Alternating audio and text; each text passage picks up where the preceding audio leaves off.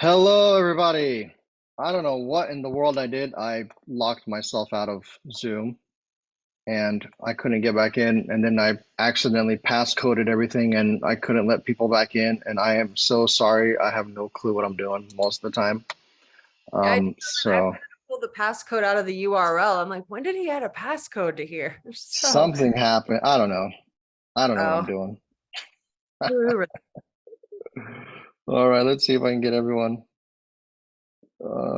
added.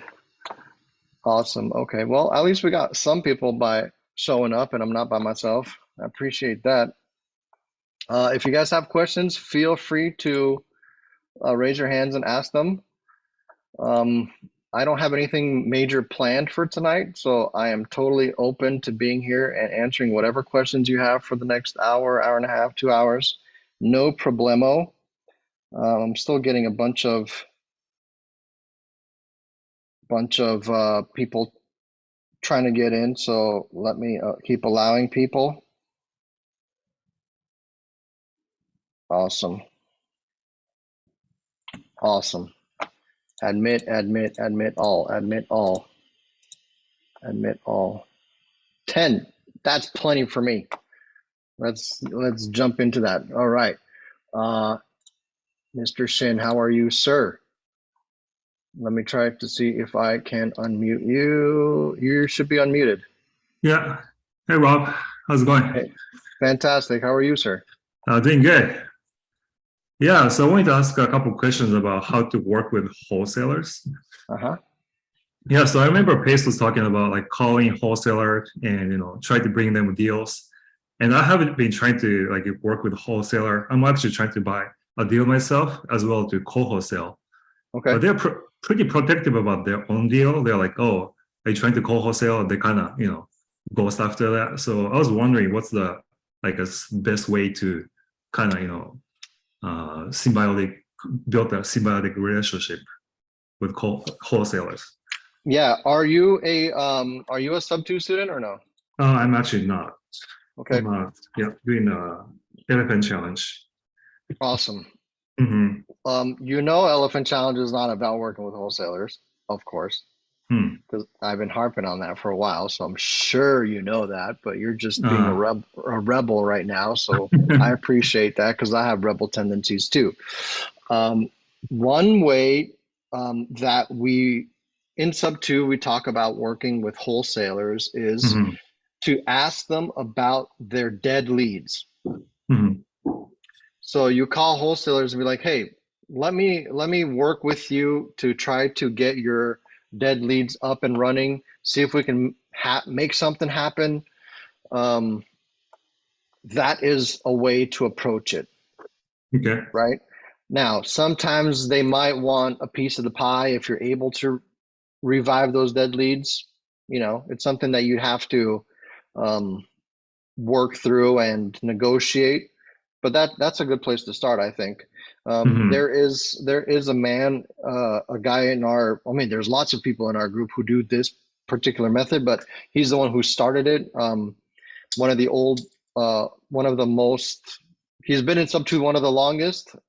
His name is Lanza, and it's called the Lanza method. And this is his primary way, his primary business model is reaching out to wholesalers, asking about their dead leads. Okay. Yep. All right. That sounds good. Cool, man. What else you got going on? Well, yeah, I have questions about like basically working with wholesalers. So if it's not the part of the elephant challenge, I don't want to step in away. How do they want? Yeah, I mean, I'm happy to answer. You're here already. Okay. Yeah. So a couple wholesalers are sending me deals, but sometimes they, to be honest, usually don't work for my buyers. But I don't want to just like, kind of brush them off like, hey, it's a bad deal. How can I, I guess, say that, hey, it's not the best, but please keep sending me deals kind of thing. So how can I build that kind of relationship without kind of a complete brushing them off? Yeah, I think it's important to communicate to them early on about like, here's my buy box, here's what I'm looking for. Yeah. Try to get pretty specific about that. And then Hmm. don't be afraid to just keep following up. Hey, Hmm. do you have anything that fits this buy box? Do you have anything that Hmm. fits this buy box? Okay. Yeah, I think that's a great way to do it. I mean, I do that with agents. When I'm Uh-huh. working with agents, is I tell them what my buy box is, and I'll automate the follow up, with like Hmm. a text campaign, so Hmm. that every other week or so, it's texting them once a week, so my name is at the top of their mind.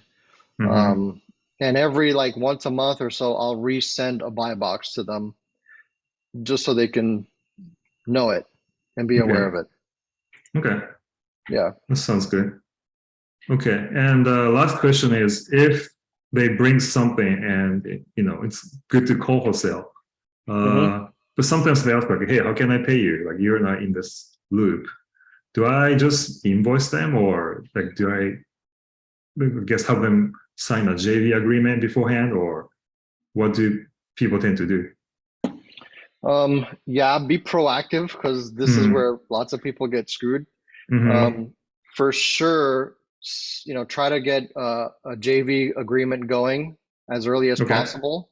Okay. Um, Listen, you're going to come across stuff that is the deal's not going to work out. People are going to try to screw you over. It's going to be weird.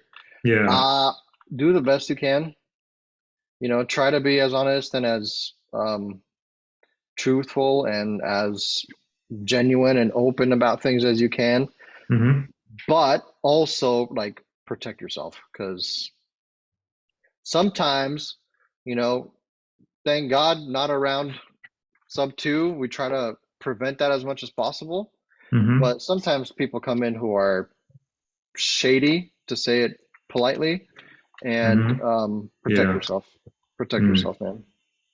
Like, what's the best way to protect myself? Like JB J- agreement? JV contract for Okay. sure. All right. Okay. Yeah, Yeah, I have that from other sub two students, so I think I'll just use that. yeah, perfect. Okay. Yeah. Thank you, Bob. I appreciate it. Yeah, man. Thanks for coming out. Yeah. Thank Have you. a, have a good one. Yeah, you too. What's up, Mr. Jack? How are you, sir? Let me try to unmute you. There you go. Sweet. Hey, what up? Can you hear me okay? Fantastic. How are you? Okay, doing awesome. Awesome. Yeah, thanks for having me. So, hey, I'm pretty new to the Elephant Challenge, and I think I've got a somewhat of an idea of what that looks like, but can you just give like a brief overview, high level overview of the challenge and the strategies or multiple strategies going about it to get, our first couple deals? Yeah. So, Elephant Challenge is one strategy. And what it is, so I'm hoping you're signed up. I'm hoping everybody is signed up for Elephant Challenge tomorrow, tomorrow, Thursday, and Friday, right? Elephant Challenge, in a nutshell, is wholesaling on market properties. We're going to be offering cash for that property. This is not creative finance selling properties or buying properties. Uh, you would assume that obviously because it's Pace and he's the king of creative finance. And I'm not saying that it's not going to happen. There very well could be opportunities out there that you take down creatively.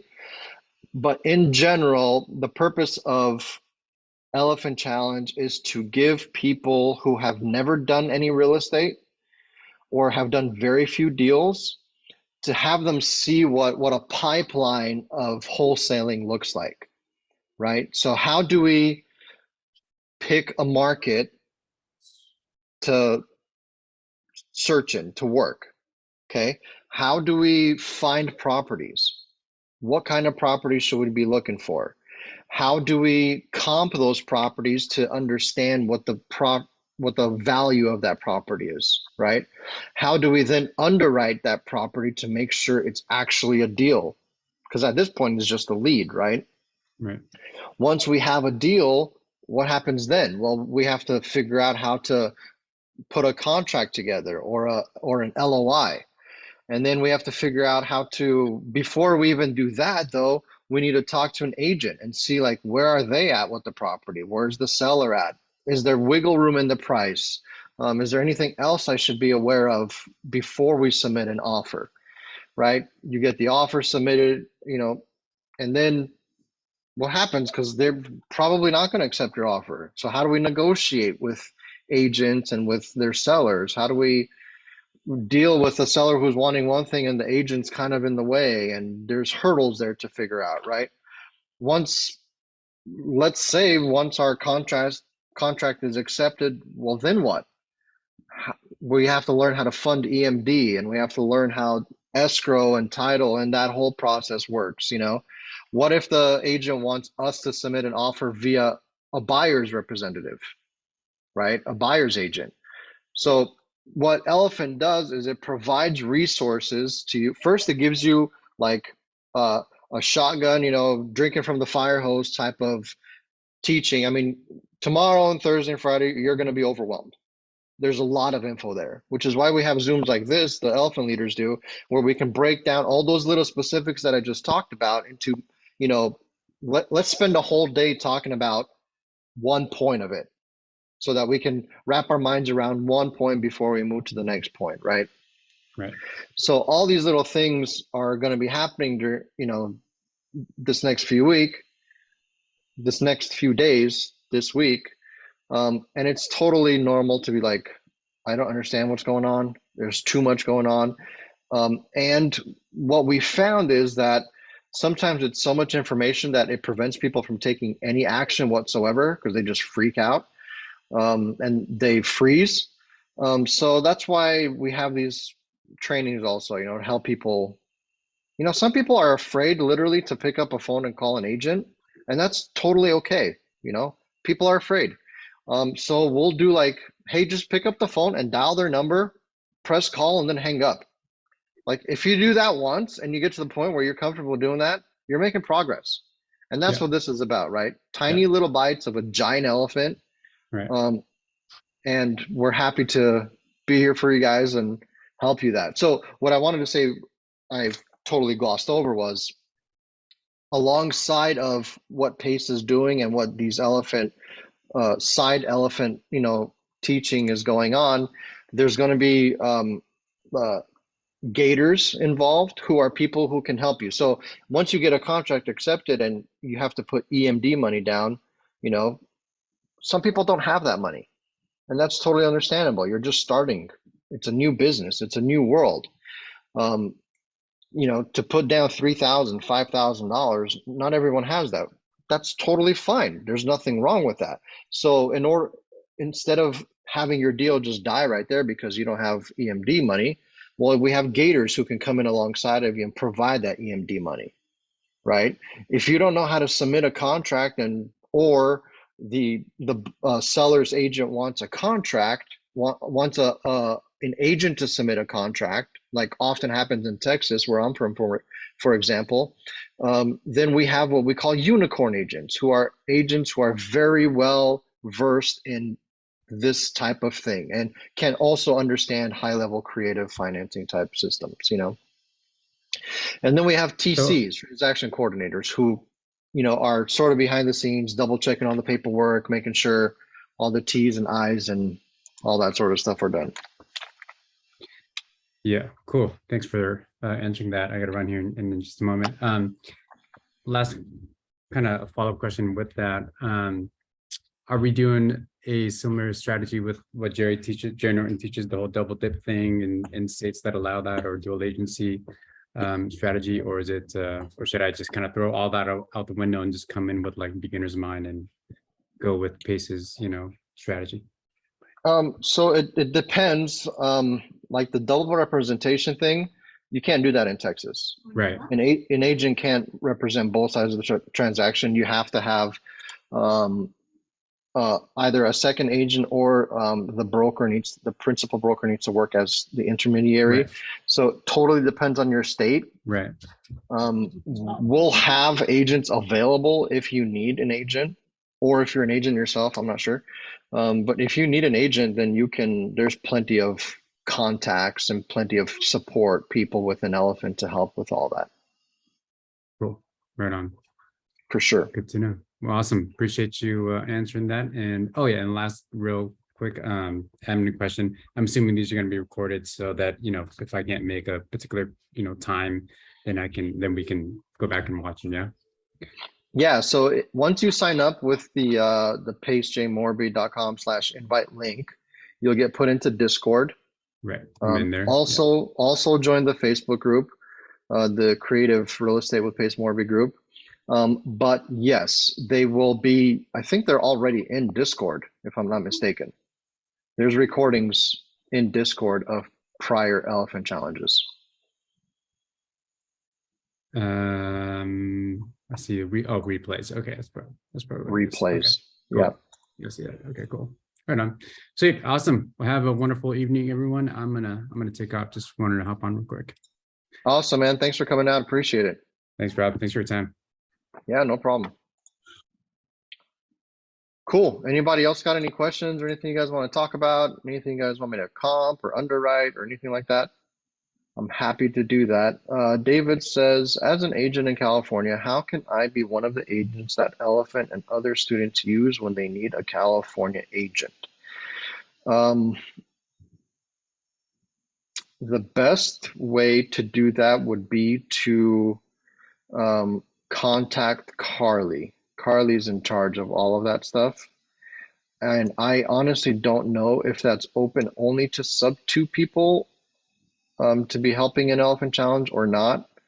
No, not this Carly that's on screen. It's a different Carly. Carly, if you go into the Facebook group or on Discord and you look for Carly Grundman, Grundmann, she is the one who is in charge of all things Elephant and all things Gator. She's in charge of all of that. So that would be a fantastic person to ask about that. I don't get to make those decisions. I'm sorry.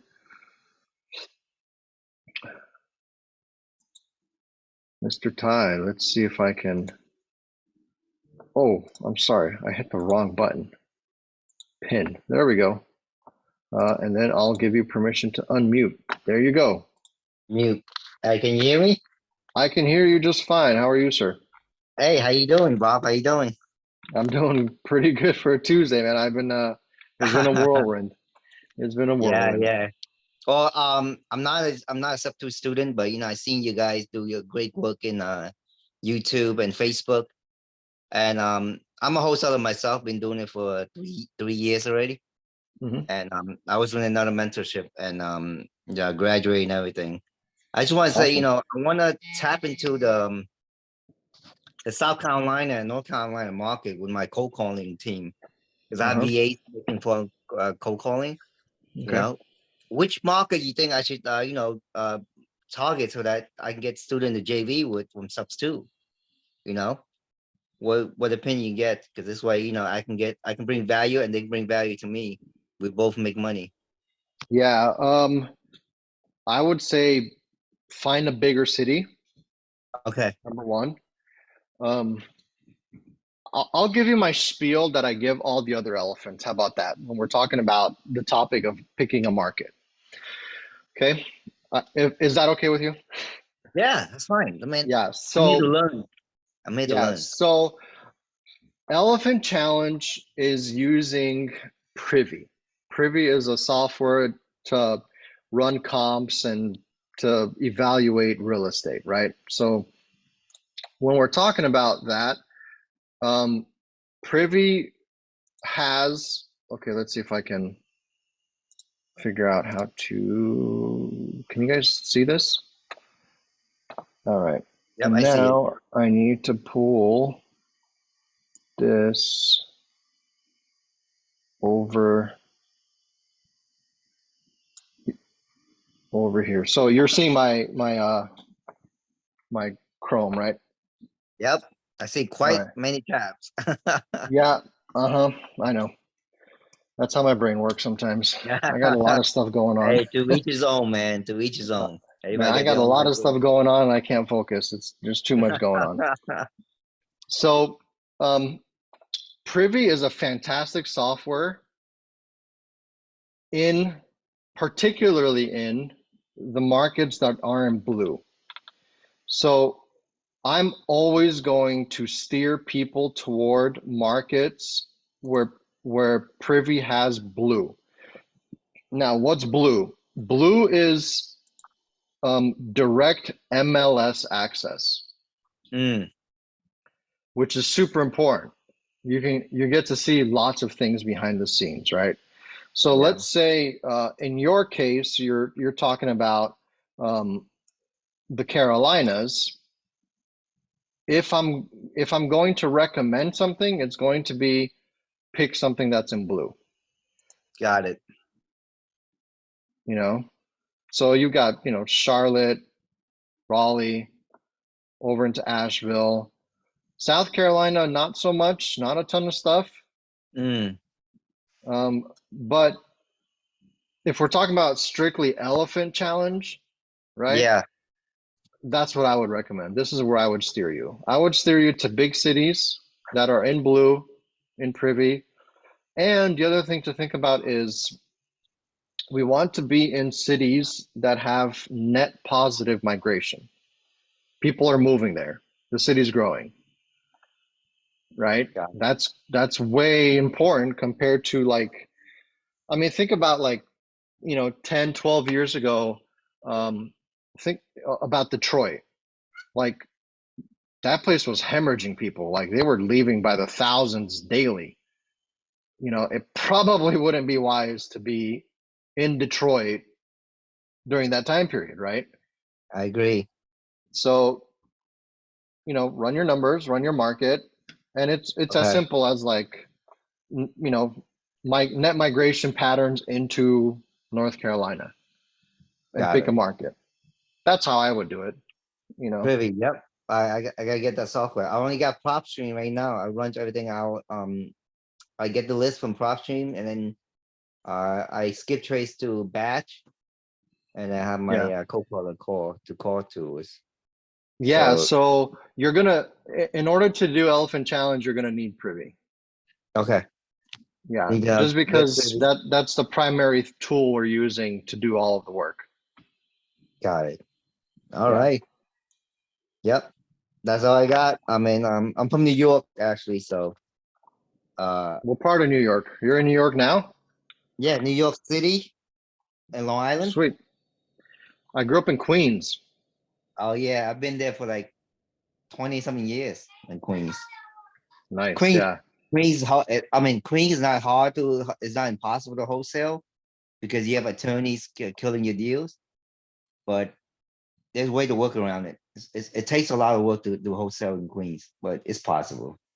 Yeah, I lived off Myrtle Avenue in Queens, Oh yeah, Ridgeway. that place is booming now. Oh man. Yeah. Yeah, I was a little kid. I was a little kid when we lived there. Yeah, yeah. Sounds good. Cool, Yeah, man. man. All right, Appreciate it. thank you. I appreciate it. Yeah. Appreciate the advice. Yeah, no problem. Happy to help. Mm.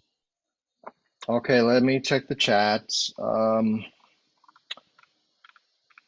Shin, do you mind comping this one? There was a huge gap between what a wholesaler is asking and what I think I can offer that I'm wondering if I'm missing something. Ooh, it's in Dallas. I love Dallas. While I'm working on that, Mohammed asks, how do you track people movement? Google.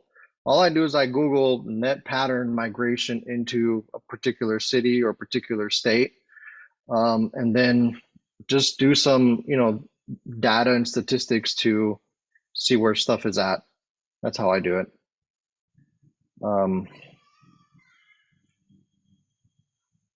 Okay, let's see. How can I have to copy. Admit some more people, no problem. Okay, give me 1 second. I'm admitting some people. Perfect. Share, share, and share. All right. So here is the property that my friend asked me for.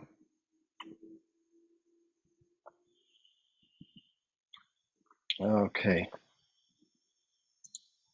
Let me just move this into a place I can see it better. Is my first day using multiple screens and it is all over the place. Okay, there we go. Everybody can see this? Yes, thumbs up, awesome. Okay. So I'm gonna just talk out loud while I do things. And if it's helpful, if you have questions or anything, just feel free to put a hand up or do a chat or whatever. Let me scoot this out of the way. Okay. Perfect. All right, here we go. So this is listed 2 days ago. Is that true? Let me double check it because I want to clarify something if that is true. So let's double check it on Zillow. It's not even on market on Zillow.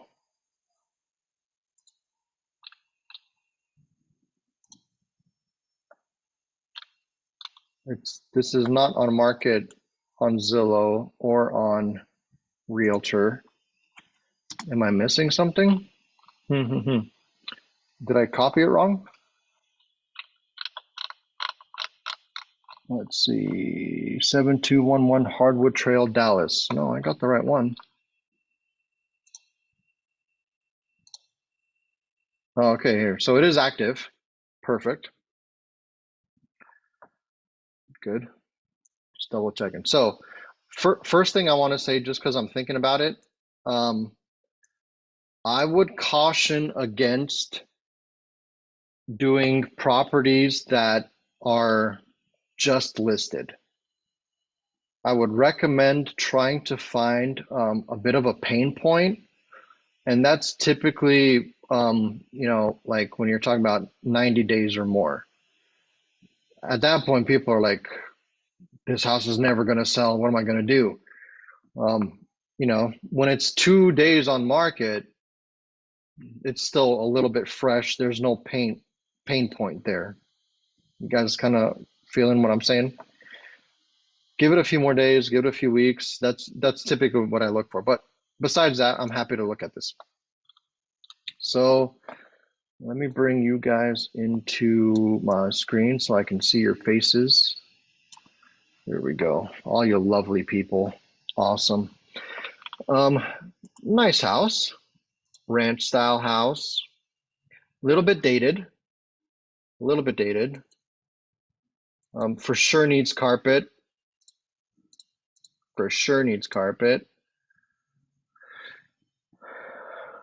I'm not seeing anything that's super concerning on the outside yet. Sidewalks and everything look decent. Maybe, definitely can use a lawnmower to cut their grass. I'm not seeing any, thing jumping out in terms of cracks in the brick, but inside it's definitely dated. Wallpaper has to go. Electrical is definitely older. Carpet needs to be changed out for sure. It's really dark and dingy. Not dingy, but it feels dark to me. I'm an electrician, so I like to see lots of light everywhere. This is my bedroom, and I have 2, 4, 6, 8, 10. I have 10 can lights in here. I put them in myself because I just like a lot of light. When it's too dim, I get a headache. So, but that's just me. This for sure is ugly. This needs to be gone. I don't mind these cabinets. Maybe paint them. It looks like these two cabinets in front of the sink are missing their fronts on them, so those probably need to be replaced. But these cabinets could possibly be painted and salvaged. This looks like blue carpet. That for sure needs to disappear. Look at these fantastic blinds over the sink. Yeah, just needs a little bit of updating, right? Oi. Okay, so now we're talking about a little bit different issue. This paneling on the wall oftentimes is glued. Okay, and when it's glued, you have to tear it off. And when you're tearing it off, it tears the drywall underneath usually. And you can't really fix torn drywall very well. So usually all that drywall needs to be replaced. So that's something that needs to be considered. I'm a pet peeve of mine is having multiple types of flooring. Like I can't stand stuff like this, so I would get rid of that if it was me. A nice built-in, you know, painted, do some other stuff with it. Definitely needs paint. I can see the trim out of the corner here. Needs touch-ups for sure. All the doors are brown. You can probably paint them. So yeah, however, now that we're talking about it, I don't see, so the bathroom for sure would need to have some work done. Yeah, updating. But we're not talking about a house that is completely destroyed here. Look at this. Fantastic. We're not talking about a house that's completely destroyed. We're not talking about a house that needs to be gutted. I mean, with this fantastic archway, this bathroom needs work. I would demolish this whole archway. Plumbing's old. What year is this house? 76. No one's updated this bathroom since 76. Check out this. If it was me, legit, I would keep this wallpaper. Look at that. That is amazing. Yeah, this looks like old aluminum windows. So if we're going to talk about like update, remodel, we might need to replace windows for sure. Okay, so it's not terrible. It's not the worst I've seen. Yeah, I mean, that looks like a pretty new unit, blower and stuff, but it's not terrible, but it's definitely not lipstick either, right? So when we're talking about that, let's see if I can find you guys the we kind of pull this up often enough, but I'd like to find the basic criteria. So we're talking about an elephant challenge. Pace will give you guys this tomorrow, but I might as well just give it to you now. Let's determine what reno is. Okay, here's the criteria. I'll copy. I'm going to paste this in the chat for you all. Let's see, where is the chat? Here it is. Okay.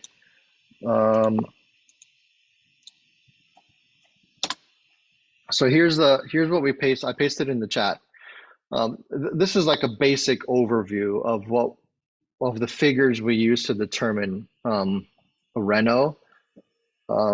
This is by no means like the perfect and singular only way to do this, but this is, you know, coming from a contractor, this is pretty decent.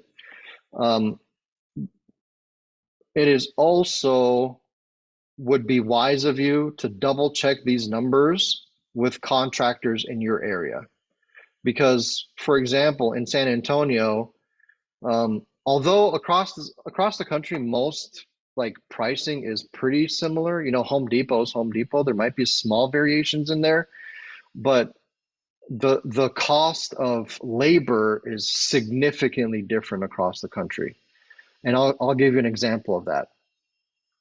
I'm from Oregon. I lived in Portland for a long time. Union electricians in Portland make double what union electricians in San Antonio make, which is where I am now. Double. So labor is vastly different across the country. So it would be wise of you to, you know, double check these numbers with if you're working with a team or whatever. So is this property lipstick? I would say no. Conversely, it's definitely not destroyed. Is it a complete gut job? The way I determine like gut job is I'm going to be tearing out the kitchens and the bathrooms. I would say that this is somewhere between a reno and a gut job. I would lean towards saying it's a gut job because you never know what you're going to run into. So based on this, let's write it down really quick. I'm going to say $60 times about 2,000 square feet. Is that okay with everybody?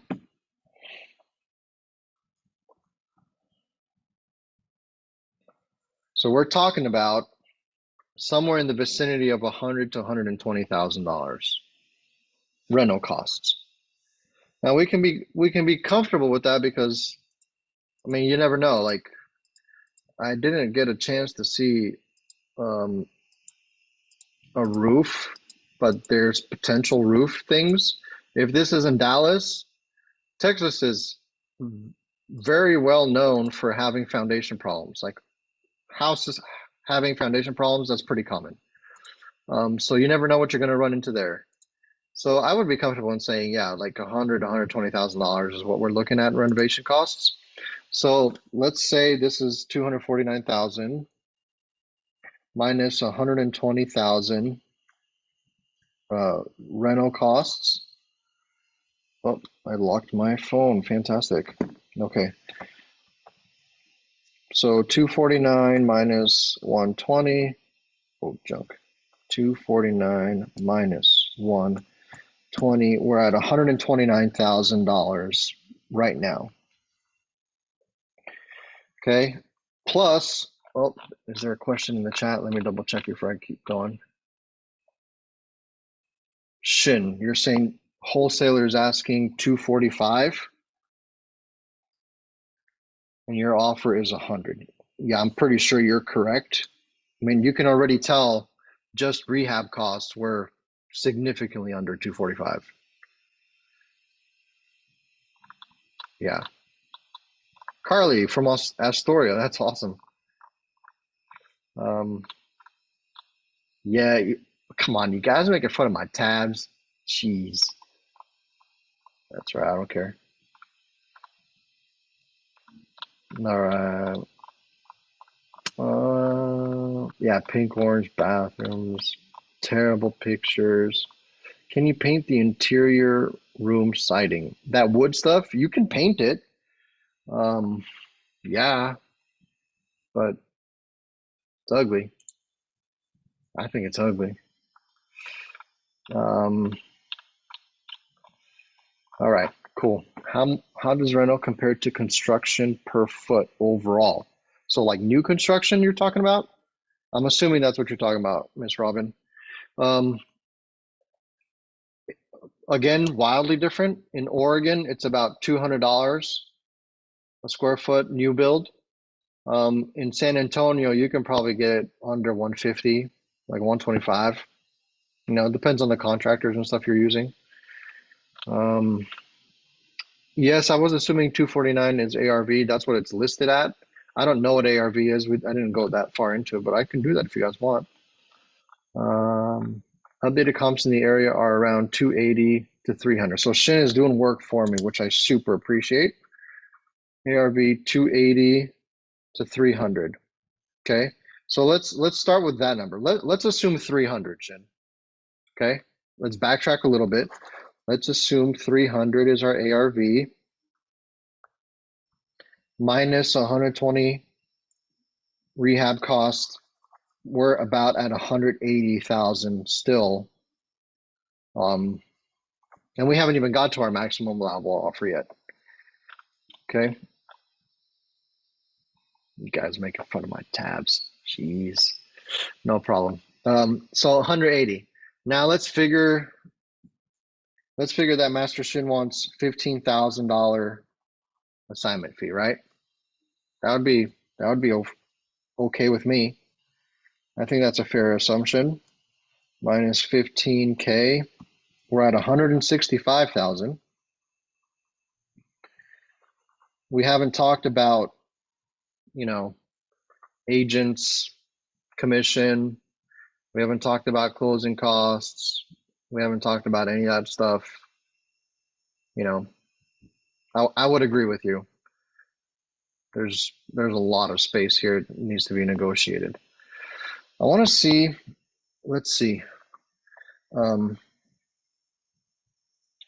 Rehab cost assignment. So 165 MAO, like 50. Okay, I want to run a quick calculation on this times 0.70 minus 120. Yeah, I think you're right, Shin. Like $100,000. I think that would be conservatively safe. Yeah. Let me unmute you. You have anything else you want to talk about that?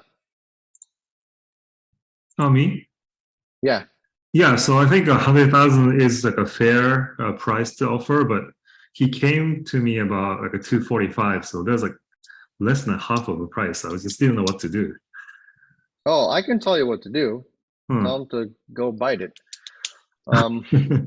Listen, it doesn't matter what state, what condition the property is in. Hmm. The agent will always say it needs $20,000 to $30,000 of repair. Always. Like literally the place can be burned down. Oh, it just needs like 20, 30K in repairs. Always. Like I've never heard anyone say more than 30K. Never. So, you know, they're in a different business model than we're in, right? They're trying to sell things top dollar so they can make as much commission spread as they can. We're not in that business. And so we need to make numbers work for us. Now, how do you go about tackling that? Yeah. Well, I think it would be okay to develop a relationship with the agent, to talk to the agent, be like, hey, this is what I see ARV is. This is how I comped it. How did you comp it? Like break it down, walk it through them, you know? Okay, well, I'm seeing, you know, my GC based on the pictures I've shown him is saying there's at least $120,000 of repair here. At least. What are you seeing? Oh, I see 20 to 30,000. I mean, that's just not accurate. Here's how I determined that cost, you know? And you just work it and negotiate. But again, I wouldn't spend like, you know, get to a point where you submit an LOI. So in Texas, I would recommend you submit an LOI before you submit a contract, so you don't have to put option fee up. So submit an LOI and see where you guys are. Okay. And if they're like, oh, you're crazy, well, then say, well, my offer still stands. If you guys need anything, I'll get back in touch with you in 2 weeks, because it's still going to be here, you know? Yeah. Okay. Yeah, that's really helpful. Yeah. Thank you, Rob. Appreciate it. Yeah, man. Yeah, of course. Yeah. Thanks for coming out. Yeah. Thank you. Mr. Mohammed, how are you, sir? Let me try to pin you and get rid of this. And all right, can you unmute yourself? Hello, how are you? Fantastic, I everybody. can hear you. All right, man. By the way, thank you so much. You do so much for the stuff. We get a lot of value out of you, man. Really appreciate it. Oh man, thank no you. problem. I really do personally. I love helping. So I have 2 questions, 2 different things. One is for the Proby. So if to join the Elephant Challenge for the starting tomorrow, I have to buy the Proby now, I guess, right? Before that. Privy, Privy, yeah, sorry. I mean, you can sign up for it tomorrow. I would recommend you sign up for it. Yeah. I think if you use, oh man, I might be wrong. I checked so it's a 20% if you do annually thing, not for the monthly. That's I just checked it actually half an hour ago. That's what you're talking about. So yeah, so getprivynow.com/Laura. And I think if you use promo code PACE, I'm writing it into the chat right now. I think that's it. You get like 20% off the first month if you do the monthly thing. Okay, that's nice. So if you just want to do like a month at a time, that first month, I think you get 20% off. I don't know exactly. It's been a while. Look at that. Robin says yes. With PACE promo code, it's $77. I think, but that's only the first month, I think. And then it jumps to 97 a month. 97, okay. So that's, and also Privy gives you like what do you call off market leads with the information, like, you know, owner's phone numbers and information. No, it won't give you owner's phone number. So it doesn't do like the behind the scenes where it's pulling data, where it's skip tracing and all that. It doesn't do that. But Okay. what you do is you let's see if I can do this. Okay, so let's say you're in Dallas. I haven't done this in a while, so if I totally screwed up, I apologize. Okay. Let's see. How Can do I you keep get up rid with of? all these meetings? How do I do it? I don't know, man. I'm literally running on Red Bull. Okay, so this is Dallas, right? Mhm. And I want to mine Dallas for specific data, right? Okay. So Okay. I hit this filter up here, and let me just scoot some of these windows around so I can see a bit better. Okay. I have this available. Now, I want to see properties that are sold, Mhm. or let's say I want to see active properties. Let's say I'm looking for like vacant properties, Mhm. okay, that are owned by, let's see something interesting. Absentees. They're out of town. They don't live in town. Mhm. Okay, they're vacant. They're all. So in Privy, it's when you're clicking this, these are Mhm. all they add on top of each other. So it's not like we're gonna pull a list that has absentee owners and that has vacant properties. It's one list that are vacant absentee owners, like they're together. I hope I'm Okay. Okay. saying that properly. These are Okay. Okay. compounding. So it's not like I want to pull pre-foreclosures also. No, it's Mhm. saying I want to pull properties that fit all three of these criteria. So they're Oh, that's a additive. So just, bacon. I see. yeah. So So specify. just be aware of that, okay? Because yeah, I was getting confused. Like it wasn't giving me what I wanted. So and I'm looking at Dallas, Texas. Include surrounding area. Let's add some people into our group. So I want single family homes that are active, that are absentee owned, and that are vacant. We might not even get any numbers up, so we'll see what happens, right? So we can run a search. There are some available, but let's say I wanted to skip trace this because I wanted to find phone numbers and stuff. Mhm. Okay, there is a way to, right here. See this tab right here? Download. Mhm. Okay, now it's downloading the properties. Well, let's see if I can share this. I don't even know. What is this? What's going on? Oh, it's on this screen. Okay, I can share it. I can share it. So here's the list that pulled up. You see that? So these are the lists of the properties that fit our search criteria. Well, I can take these and put them into a service like, PropStream that will skip trace the properties and get all the owner's data. Great. Okay. You know what I'm saying? Mhm. Privy right now doesn't have that ability. So, but there's ways to do it for sure. Okay. Great. And Thank you. don't forget Good. these are on market right now. Oh no, they're off market. I think that's what we chose, Okay. right? Yeah, I Yeah. think it shows off market. Yes. And then my second question is about Gator. Is it I can do it over here or Gator related? Yeah, you can ask a Gator question. Okay. So I mean, see, I was almost like I think I reached out to you. Somehow it didn't work out for me. Is it possible to go over now? This on the Zoom, go over the contract, like filling out the contract for the Gators. In a Zoom if we can, because I get cold feet the other day to actually put it together, and I end up losing the deal because it's first time for me doing it. Yeah, I totally understand that. Were you working with the TC? No, but then later on, I didn't even know that I had to like network with TC stuff. Later on, I found out that I can work with TC, then they'll walk me through, and actually they take care of everything. But the deal was so Yeah. small; it was only $1,000, and like it didn't make sense to like I couldn't add anyone that should go through and all that. That's why, and it was also quick. Yeah. They didn't the money with 24 hours, so it was not Yeah. possible to do that. Did you go through all the training and everything? I think I'm in end of second week right now on the training. Yeah.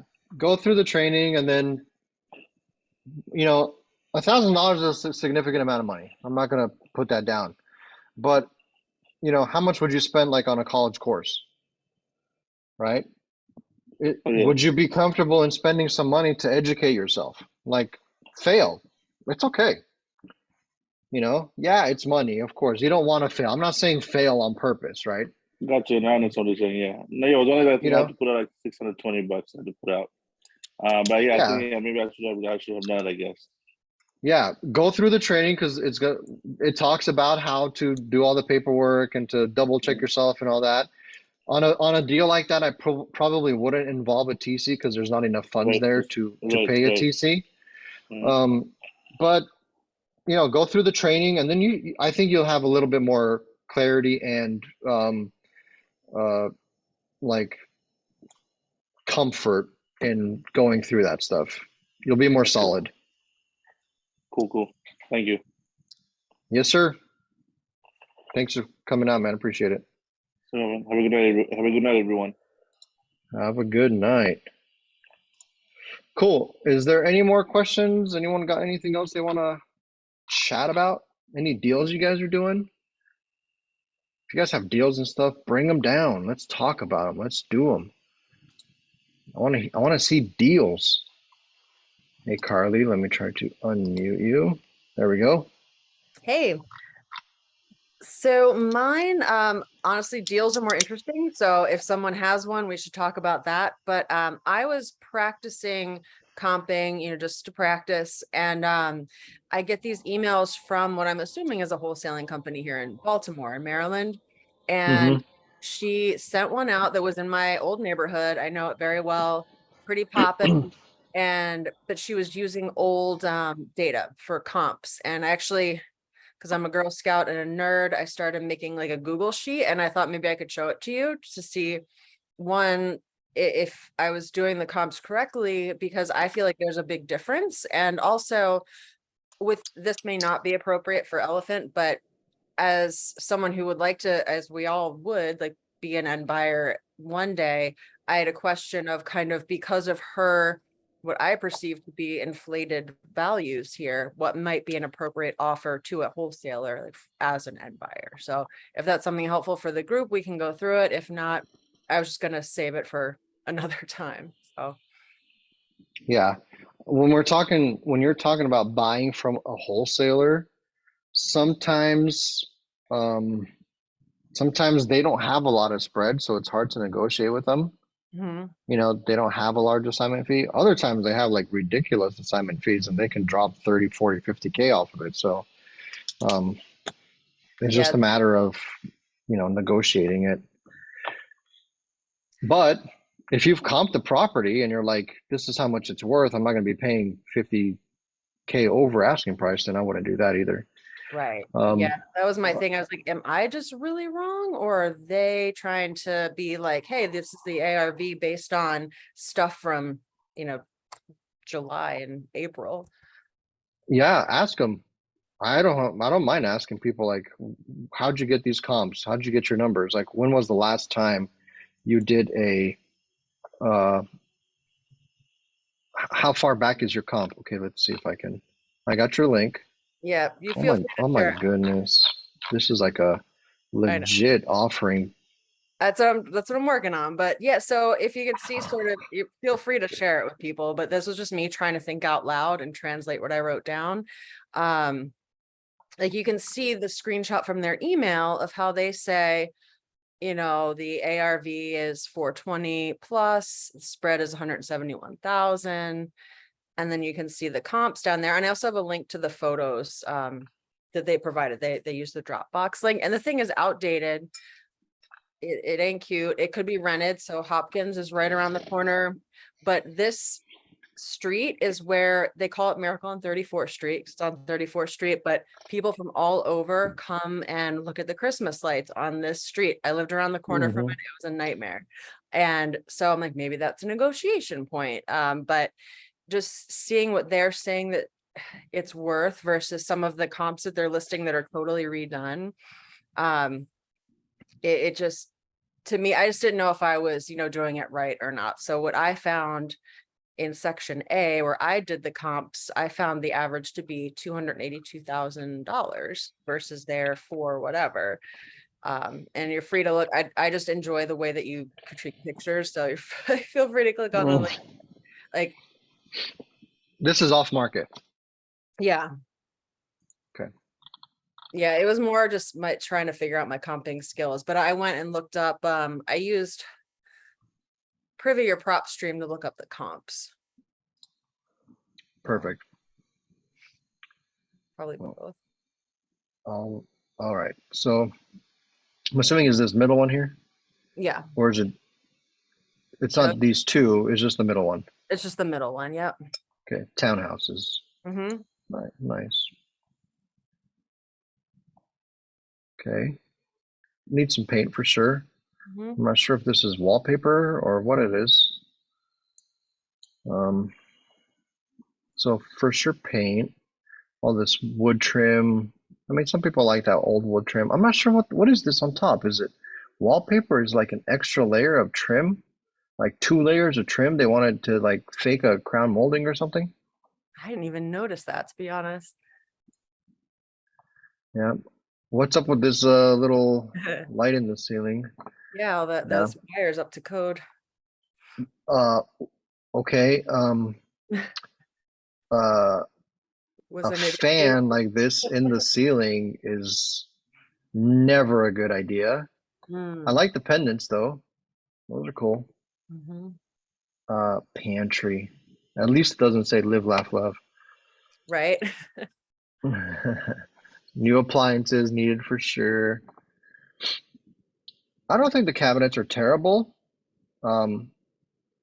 It's hard to make it out from the picture. This one looks like it might have something going on with it. But it might be just the picture is grainy. These potentially could be painted. They look in decent shape. I don't see anything that jumps out at me that's like, they're crooked or anything like that. So there's probably could be saved a little bit here. This is a laundry room with a drop ceiling. Jeez. Yeah, we said drop ceilings are fairly, unfortunately, kind of common in some of these houses. Really? Eek. Yeah. Ugh. Okay. Radiator. Wow. This is an old house. Yeah, I literally have Wow. radiators behind me. I'm like, you are so inconvenient. My house is from 1910. So Just help me understand what's going on here. There's a toilet in the shower. right. And they just changed their mind. They're like, let's just put a and Well, we didn't have money for 2 drains, so we just made 1 drain. So hopefully all the water can get into the shower. So yeah, it needs work. Definitely not a lipstick. Definitely not, totally destroyed property. But I would say more than just a light rehab. Mhm. When we're talking about, yeah, look at this. When we're talking about, redoing bathrooms, redoing kitchens, it's more than just the AC is not even in the wall. It's just sitting here, Mhm. cycling the air. Yeah, I'd throw can lights all over this thing. Yeah, needs work. Mhm. I would hit my head on this, but that's okay. Oh, there's a step up. There's a step up into the. Oh, I didn't even see the toilet back there. That's cool. But there's a bar. That's what's really important here. Right. And there's we have a college bar. water. And the water damage. So. Oh, you're right. Look at this. Mhm. Yeah, that's definitely something to look into. So I would say probably at least a gut job. I would get rid of all that ceiling. This is a, what this is, right? It's a pump in the basement that pumps garbage out from the lowest of the house. For sure, the HVAC system needs to be redone. This looks yeah, it's super old and it's gas, so that's another thing you gotta consider. Mhm. Um, same picture. Panel is a Square D panel. It's a little bit dated, but it's not terrible.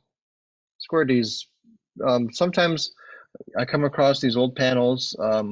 Man, what's the name of them? Pacific something or other. I can't remember, but they're like fire hazards. Mm, They're not allowed to be. You got to take them out. That's a fantastically thin backyard. yes, par for the Not- course. I'm not sure what the shed is even there for, because it's not like you're going to be mowing this. You just weed whacker it. Yeah, take it out and add a parking pad. I think that would be more valuable. So, Yeah, some paint, some masonry touch-ups. So it needs work. I think I would be comfortable calling this one of those gut jobs. okay.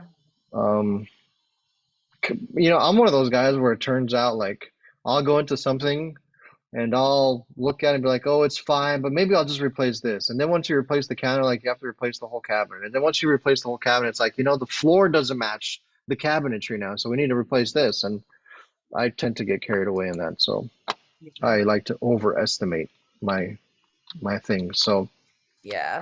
Yeah. My biggest thing was just her comps were saying, yeah, they weren't even apples to apples when I looked them up. The beds and baths were different. And I know that we can account for that in ways, they will get taught that, but the fact that there were available comps that were older or more recent, I'm sorry, that were apples to apples and she chose not to use them, it just may be something to look out for, for people that are starting I'm just starting myself, and I thought that was a little tricky.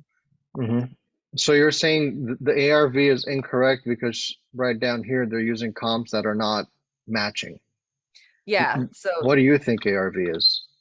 I went through C-section A. I did like the three, I guess, most recent that were apples to apples, what they were worth or what they sold for. And then I just took the average of them because she's using old market data. So So I you got believe it's this? too. Yeah. Okay. I'm gonna trust you. Maybe, maybe up to 3, but the fact that it's on that busy street, that's a very specific buyer that's got to be okay with that. So, Yeah. Let's call it 300, just so Mhm. we can, I agree with you. I don't think it's 300, but we can call it 300 just so we can have round numbers for our estimation. Yeah. We were talking about, again, we're going to use that $60 per square foot metric. What do you have here? I Patient did scale did 40. 40. Let's Yeah. leave it 40 then. That's fine. That's fine. Mhm. So minus 55,000, you came to 304,000. Yeah, this is what this is what the end buyer would have to spend if we paid her price plus the rehab cost. And it just seems like it would, She's asking 249 for it. Is that what yeah, you're saying? yeah. Okay. All right. So she's asking 249, but we haven't really. It's listed for 249. It's on her site it is. It's not on MLS. Okay. So 55,000 gets us to about 245,000, which is not that far from what she has listed, to tell you the truth. But we also have to do, let's call it. I'm gonna round down on this one. Let's call it 10K assignment fee, Mm-hmm. 235,000. And then we haven't even talked about. Is this including realtor fees and all that? No. So that's another. Yeah, I forgot the entry fee. You're right.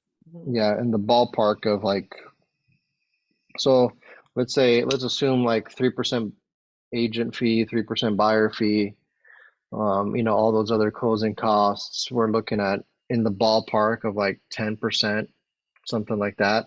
So minus another 24,000.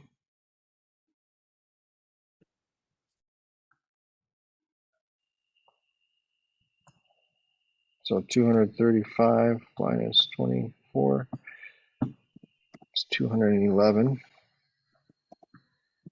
What else? What else do we need to think about? Any other And fees we need to account for? if there are any like liens on the property or anything like that, or, Yeah, do you know anything about that? Is there anything here? I didn't see any when I looked on PropStream. Okay. Let's see if I can find. Okay, perfect. Is there a loan on the property? Do you know that? Don't know that. Yeah, I don't know that. I'm getting, because I was looking up two in the same neighborhood. I'm confused now. Let's see. Okay, no problem. So, renovations, closing costs, we got that kind of figured out. We don't know about areas. We're going to assume that's not the case here. Yeah, so I think we're probably in the ballpark of like 200 to 210. Okay. But it's going to be tight. Right. It's going to be tight. The other thing we need to think about is profit margin. So if we're going to be selling this to a flipper, they're going to want 15%, Right. right? So, 285. What did I say? Did I say 200? No, I said 300. So 300, 15% of that is 45,000. So we got to subtract 45,000 from our 211,000. All right. I found the mortgage info. So we're down to 166,000, Wow. Mhm. Mhm. And that's just quick generic costs that Yeah. we're quickly comping and underwriting. Yeah, this just helps me think through the process since I've only done it a few times. For sure. So what do you think you're going to do on this one? This one doesn't seem as interesting to me as the other one I'm looking at, but it would be cool to just call and at least try, even though I'm probably gonna fail. It'd be cool just to go in and even make that kind of offer, or even see if she's open to, like, not this is elephant challenge level, but like squatting up with someone on sub 2 to say like maybe it's like another kind of deal that could be more than cash. Yeah, for sure. Any other things you want to talk about, Carly? I mean, that's a weighted question, how much time you got, but as far as this, no, I'm feeling good. Thank you for going through it, and I'll give the time to anyone else who has questions. Sure, no problem. And if we have time, I'm happy to come back. All right, let's see. And there you go, Mr. David. You can unmute yourself if possible. All right. Cool. I can hear you. Perfect. Real quick, I've just been looking for opportunities for, I guess, wholesaling sub 2, whatever. Basically, I've been looking at stuff that's going to auction. And there's one near me. It's probably worth $2 or $3 million. It's Jeez. the loan on it is, from what I can tell, is around $82,000. It's been foreclosed on? It's got an auction date. Wow. And it's funny because when I first started looking at it, it was actually a couple months ago, and I think I tried calling or something. I didn't have any luck, and then I kind of revisited it last night, and I started digging and doing some research on it. Sounds like the lady who owned it, who was like 94, just died. I believe she has 2 daughters. One, I think, is living in the house. And when I say a daughter, I mean she's like 73 years old. Oh my goodness. So I guess I'm trying to figure out how to approach something like this. You don't want to screw it up, especially when somebody just died. It looks like she died like a month and a half ago. But it's in a trust, so obviously I'm assuming the daughter is probably in charge of that. But it's going to auction with a ton of equity in it, so something's up. So I don't want to frighten them away, I guess, by saying the wrong thing. So you get one chance to either call or email or something. Yeah, So I don't do a lot of foreclosure auction type stuff.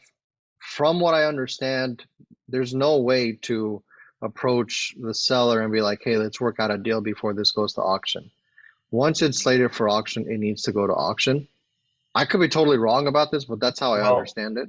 I've actually, as a real estate agent, I have experience with this because a friend of mine actually came to me a week before his house was to go to auction.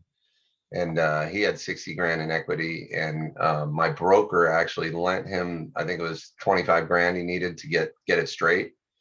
And even though he had to like get in his car and drive up and take the actual check to the county courthouse or whatever it was, he got it delayed, and basically what we got out of it, my broker just got a 10%. He charged 10% interest, and then I was able to sell it, so I got the commission off of it. It's funny because going through all this stuff, I realized how much more we should have charged for what we did, because basically he had a week, 1 week. Yeah, did you guys do like a forbearance, or how did you guys get the auction to stop? I think he just went and paid it off. I mean, I think up until the day it goes to auction, you can go get out of it, at least in California. Yeah. Yeah, that's all. I didn't mean to say once it goes to auction, it needs to go to auction. I mean, I meant to say once it's foreclosed on, and then it has to go to auction, right? And you can stop it. Like I've heard people, I don't know if it's a program anymore, but I've heard people stopping auctions by filing for COVID forbearance. Like that was the thing for a while, but I don't think you can do that anymore. But from what I understand now, like, I don't know if you go on auction.com, but I see them get delayed all the time. Like when you see one coming up for auction, it's probably not going to go to auction. They get delayed several times before. So something's, yeah, because what happens is if you even just like file for bankruptcy, they'll postpone it. Right. Like you don't even have to actually go through the whole bankruptcy thing, but just file for it. So yeah. I'm sorry, what was the question? Basically, it's like how to approach, I guess, her daughter, and it's almost like I need a script. Like, what do I say to her? I'm gonna have like 2 seconds to not get hung up on, because she's probably getting calls from a lot of people. And can you go and knock her door? I could. That's what I would do. It's a pretty scary looking place. It's all like you can't get in the front. You got to go in the back. It's got an alley behind it, so you can go in the back. But I could. That's what I would do. I've been hearing a lot of positive results in situations like this where door knocking was helpful. If she's a 74-year-old lady, it's highly unlikely she's going to be responding to like an SMS or an email. So those are probably out of the discussion. If there's a next of kin, who might be younger, that's an option. But I would suggest door knocking and seeing, do you know when the next, like when auction date is, when it's due? I've seen 2 auction dates, but one of them is in January, so I assume that's probably the most updated one. But it got moved, so the other one was November 4th, so 2 days. But it depends on what source I look at. I find I have to look at a lot of them because sometimes they're not updated, and so you might find one that's in foreclosure, and then it didn't report that the foreclosure was taken care of, and so you can't go, contact them anymore because they got it straightened out. Yeah. So that's a good idea, though. I mean, maybe I'll just do that. I mean, it can't hurt. They don't answer. For sure. They don't answer. Yeah. But I would feel better, that way I could get a lot more out, and I could, it sort of hopefully use my personality a little bit to try and extend the conversation, because it's very easy to hang up a phone. Yeah. One of the it looks like, try to connect. I see a chat in there. David might have some help with that whole thing. Okay. All right. I'm not sure what that is. The other thing is, so if there's ever a situation, I mean, you're an agent, you're probably fully aware of that, but if there's a situation where there's like, you know, a lease back question, again, I don't deal with a lot of foreclosure stuff, but all the conversations I've ever been in on where agents are talking to foreclosure people, there's always like, can we lease it back from you? And all the agents I've ever dealt with are like, no, you can't. It's impossible. And I understand their reasoning, because it's like, if you haven't been paying your mortgage, how are you going to pay rent? So that's something to consider. Well, we had a question the other day with a group we were meeting with about home insurance. Is if you sub two, I think somebody said they can't live in there because I can't remember the exact reasoning, but they wouldn't be able to get insurance, or you wouldn't be able to get insurance, or something like that. It was, I don't know, I didn't really understand it, but Yeah. yeah, that doesn't sound like a good idea. But in a situation like this, you know, it almost, you could almost make the case for, you know, maybe getting them straightened out, you know, whatever that costs to do. I mean, it can't be too much. The loan's only $8,000, and then, you know, letting them stay in and taking a piece of ownership or something like that in exchange. But again, you know, if I got to that point, I'd get some advice and get some ideas from people. But Yeah, it seems like there's totally. an opportunity there for something. There's plenty of opportunity, and yeah, it's just a matter of, you know, tracking down whoever that responsible party is. You also have to consider that whole trust thing, because that's, you know, another complication to the whole factor. Usually you can't do something like a subject to or anything like that when there's a trust involved. So you might have to look into that whole thing too. Okay. All right. I wish I could have you more help. I am No not worries. helpful on Appreciate that, it. man. All right. Thanks. Yeah, no problem, man. Thanks.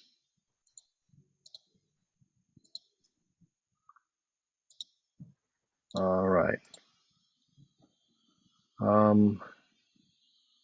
Robin was there, but she disappeared. Robin, you're not an old person. Come on, look at you. You must be in your 30s. Come on. Don't lie to us. Let me go to Robin, because she was there and she disappeared.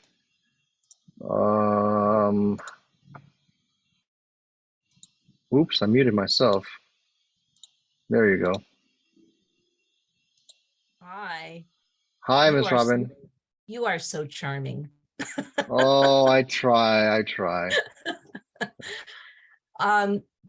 David, I was just going to offer that, you know, I'm the same age as the woman that you said was living there.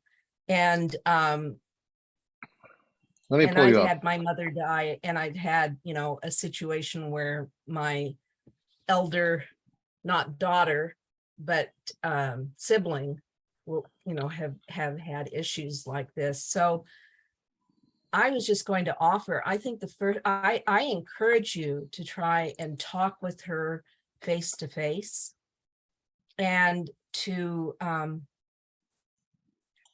don't think there's any magic words. I think, like Rob was saying, you just need to establish trust and talk to her eye to eye, acknowledge what she's going through, and just ask questions.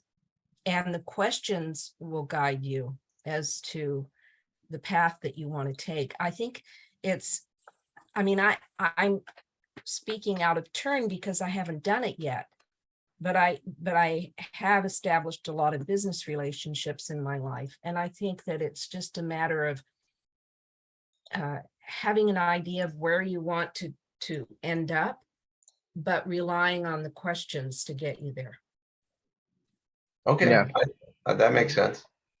For sure. Yeah, definitely relationship building and being supportive. I mean, you never know what's going on with the situation. You know, she could be in a really tough place, and you know, I'm coming from a background of assisted living, and I've dealt with hundreds of these situations where, you know, there's someone in a situation they can't get out of because they have too much, you know, costs that they have to deal with, and they have these assets, but at certain points the assets become a burden to them, and they just need to sell them, and they need to get out of it, and they need help, you know. So I'm coming at it from that sort of background where I've seen, you know, maybe she doesn't have like any support system. She doesn't have family. She doesn't have people who can help her. I don't know exactly what the situation is, you know. So yeah, if you can be someone there to help her and be supportive, I'm sure that would go a Yeah, very because long if way. she is in a situation like that, then that would be fantastic to be able to help her. Well, So, the other thing is too, with that kind of equity in the house, if you've done your, you know, if you've done all the research and there's hundreds of thousands of dollars of equity, you know, I would just ask her, what is it that you need to help you? You know, do you need money? Do you need people? Do you need labor? You know, what do you need? Because, or do you understand? that's probably, Yeah, do you that could be a big understand thing that right you're going there. to lose the house, and do you have a strategy that for allowing that to happen? And if and maybe that's a good place to start. Okay. And I mean, worst case scenario, I can do it like, you know, if she's just clueless, we could do it like I did with the other deal and sell it if it came to that. That's an option, you know, get her out of the situation she's in and then sell it. And then she can take the, you know, there's obviously a lot of equity in it, and she can move on, and she can take her tax basis with her too. So, Yeah. So you're down in San Diego? yeah. I'm in Santa Barbara. Oh, okay. California peeps. Beach is right there, about 3 blocks. Oh man. Yeah. Oh man. We That's need to nice. connect. My daughter's coming down to San Diego, and I want to get her a place while she works on her I'm your guy. doctorate. Okay. All right, David. Cool. Thanks, Rob. I appreciate Thank you you. guys. Thank you for sharing Okay. your stories and your experience and all that stuff. It's fun to talk about that stuff. Cool. Doesn't look like there's any more questions or anything like that. Raymond Vieira wrote a note. He said, get on the client side, fight the bank, do a loan modification, move arrears to second position. Sometimes it might be best to not buy the house. I think that's an important thing to think about, you know. Let's try to help people through their situation, and maybe that includes not buying the house. If there's anything else, if there's not anything else, I appreciate you all for coming out. I think we should all go get some rest because the next few days are going to be crazy with Elephant Challenge and all that. I am gearing up for that myself. Scott B, anything I'm looking for? I'm looking for anything I can make money on. Mohammed put one up. I'm happy to comp it. Let's comp it. Why not? Man, New York. Jeez. Why are you guys? Do not do business in New York. Come on. Didn't you hear my whole red state, blue state spiel? 3-7. Looks like this one. Ooh, look at that house. That's a pretty house. Shin says, anyone licensed? Do you think getting a license gets in the way of cold calling sellers, wholesalers, and buyers? It feels it's a bit hard and annoying that you have to start conversation with disclosure. You know, Pace recommends that everyone get licensed eventually because it seems like the tide is turning against wholesalers. Like in Arizona, for example, you have to disclose you're going to be wholesaling. You have to disclose you're a wholesaler and that you're going to be wholesaling. And like in Texas, for example, where I am, the Texas law specifically allows you to wholesale as an agent.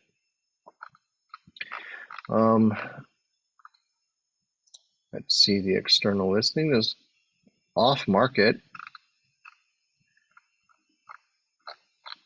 It's not showing very much data, is it? Okay, two bathrooms, I mean. There's no bedroom information or anything on it. Oh, it's been a while. 4-bed, Mohammed says. 4-bed, 2-bath. Okay. Hasn't been on market for years. Can you imagine paying $20,000 property tax? Wow. That's crazy. I mean, in Texas, it's bad. I'm paying 2%. It's crazy. Crazy high. Am I just crazy? Hold on a second. 2%? Is it 2% that I'm paying? I'm paying a little bit over 2%.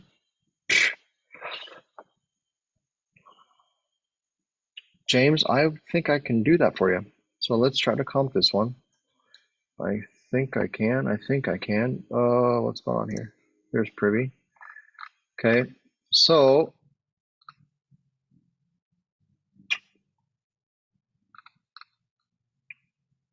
man, none of these have bedrooms. Is New York a non-disclosure state?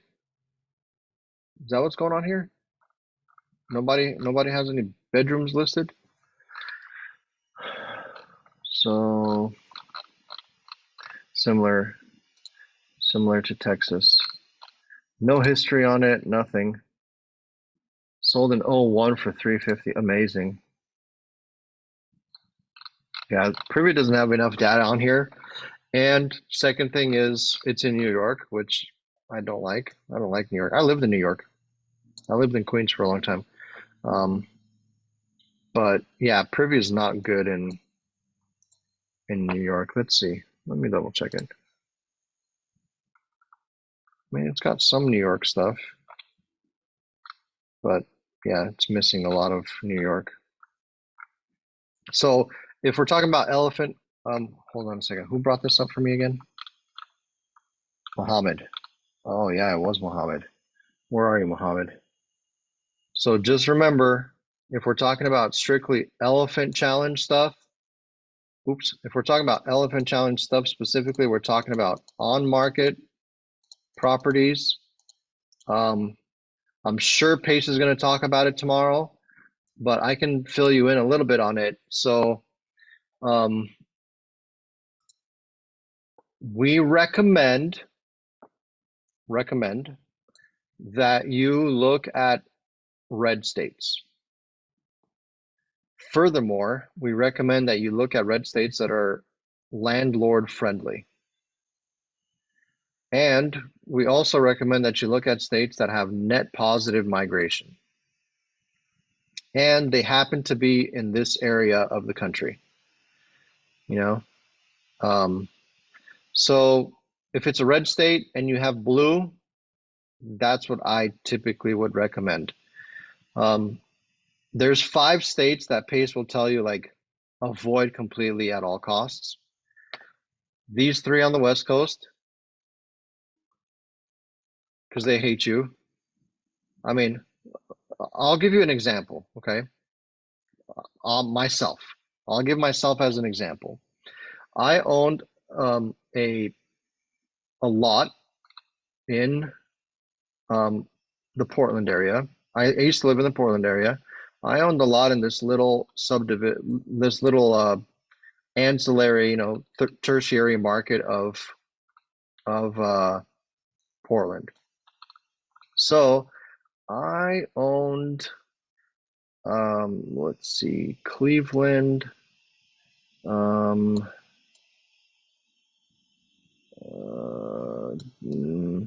this way, Eastman. Okay, I'm almost there. I'm not lost. Perfect. Okay, right here. So this lot right here, it was a house, and I had to get rid of the house because it was nasty, and so I, torn down the house and made a lot out of it. Well, fantastic people of this fantastically blue state decided that if you have a lot that you're not actively building on, then it would be appropriate for you to allow squatters to camp on that. And they made it so you couldn't kick them off. So Robert woke up one day with Tent City on my 0.6 acre lot. And there was not anything I can do about it. So,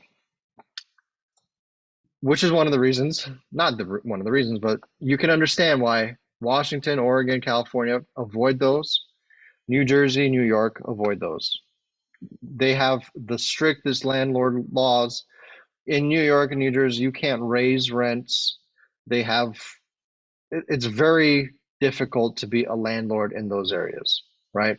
So my friend Mohammed, come over to where a lot of people are moving to and a lot of deals are being done and where the sun shines, and it's not California. I see Robin laughing at me. I love I love California if it wasn't in California. Like, I mean, I used to go, living in Portland, we used to drive down to Cali and, you know, spring break every year and during the summer 2 or 3 times a year. And we used to go to the beach and surf and do all that stuff. I love California, but it's in California. Sorry, man. Let's see if I can help. Yari. Is it Yari or Yer? Hey guys, I'm 19. I have 3 months learning the basics on YouTube. Awesome. Tomorrow I'm going to call an agent on a property. After that, what should I do? First off, make sure you get an elephant challenge, please. You'll get a team around you. I think that's critical. You know, when I talked earlier about, like, there's various, you know, pieces of the puzzle when we're talking about wholesaling. You know, each one of those pieces is like a job description because there's a lot to learn. It's not like you pick it up real quick. You'll get it real quick, but it goes way deeper. There's lots of things to learn about each topic. And I've seen people do better when they squad up, when they JV, when they team up with other people, because it lightens the load. It could be a heavy load. You know, there's a lot to learn, and you're going to be getting tons of information, and you're going to be making ton of mistakes. And there's so many areas to make mistakes in. We don't want you to get burned out. So the point of Elephant Challenge is, yes, this is possible. Wholesaling and doing deals is possible. But none of us would recommend that you be a lone ranger and try to do it by yourself. Sure, at the beginning, like, do all those steps and see where, like, your strengths and weaknesses lie. But if you're the type of person who, like, you enjoy being on the phone, but you can't stand doing numbers, you know, do the numbers so you can kind of learn what's going on, but don't do numbers forever if you hate it. Like, no one's going to make you do numbers for the rest of your life. If you like being on the phone, like, I don't like being on the phone all the time. It tires me out. I would rather run numbers. I would rather put deals together, structure things, but that's my avatar. So I'm hoping that you guys kind of get the gist of go through Elephant Challenge, drink from the fire hose, and then we'll break it down week over week. You know, I'm planning on being here every Tuesday night with you guys. You guys are more than welcome to come hang out. And we'll break down each step. And if you find, like, hey, I think I would really like to do this specific thing and I'd like to join a team, then I'm happy to point you guys in the right direction for that too. I'm not a lone ranger. I work on a team doing one part of wholesaling, you know, and I would recommend that you guys eventually get to doing that same thing. Yer, if you're 19 and doing this, man, you're way ahead of me. Props to you. Keep learning, keep pushing yourself, keep growing. You know, listen to good podcasts, read good books, you know, pump that positive stuff into your brain, because the world is literally how you think it is. Also, how can I comp quick, like in 5 minutes or less?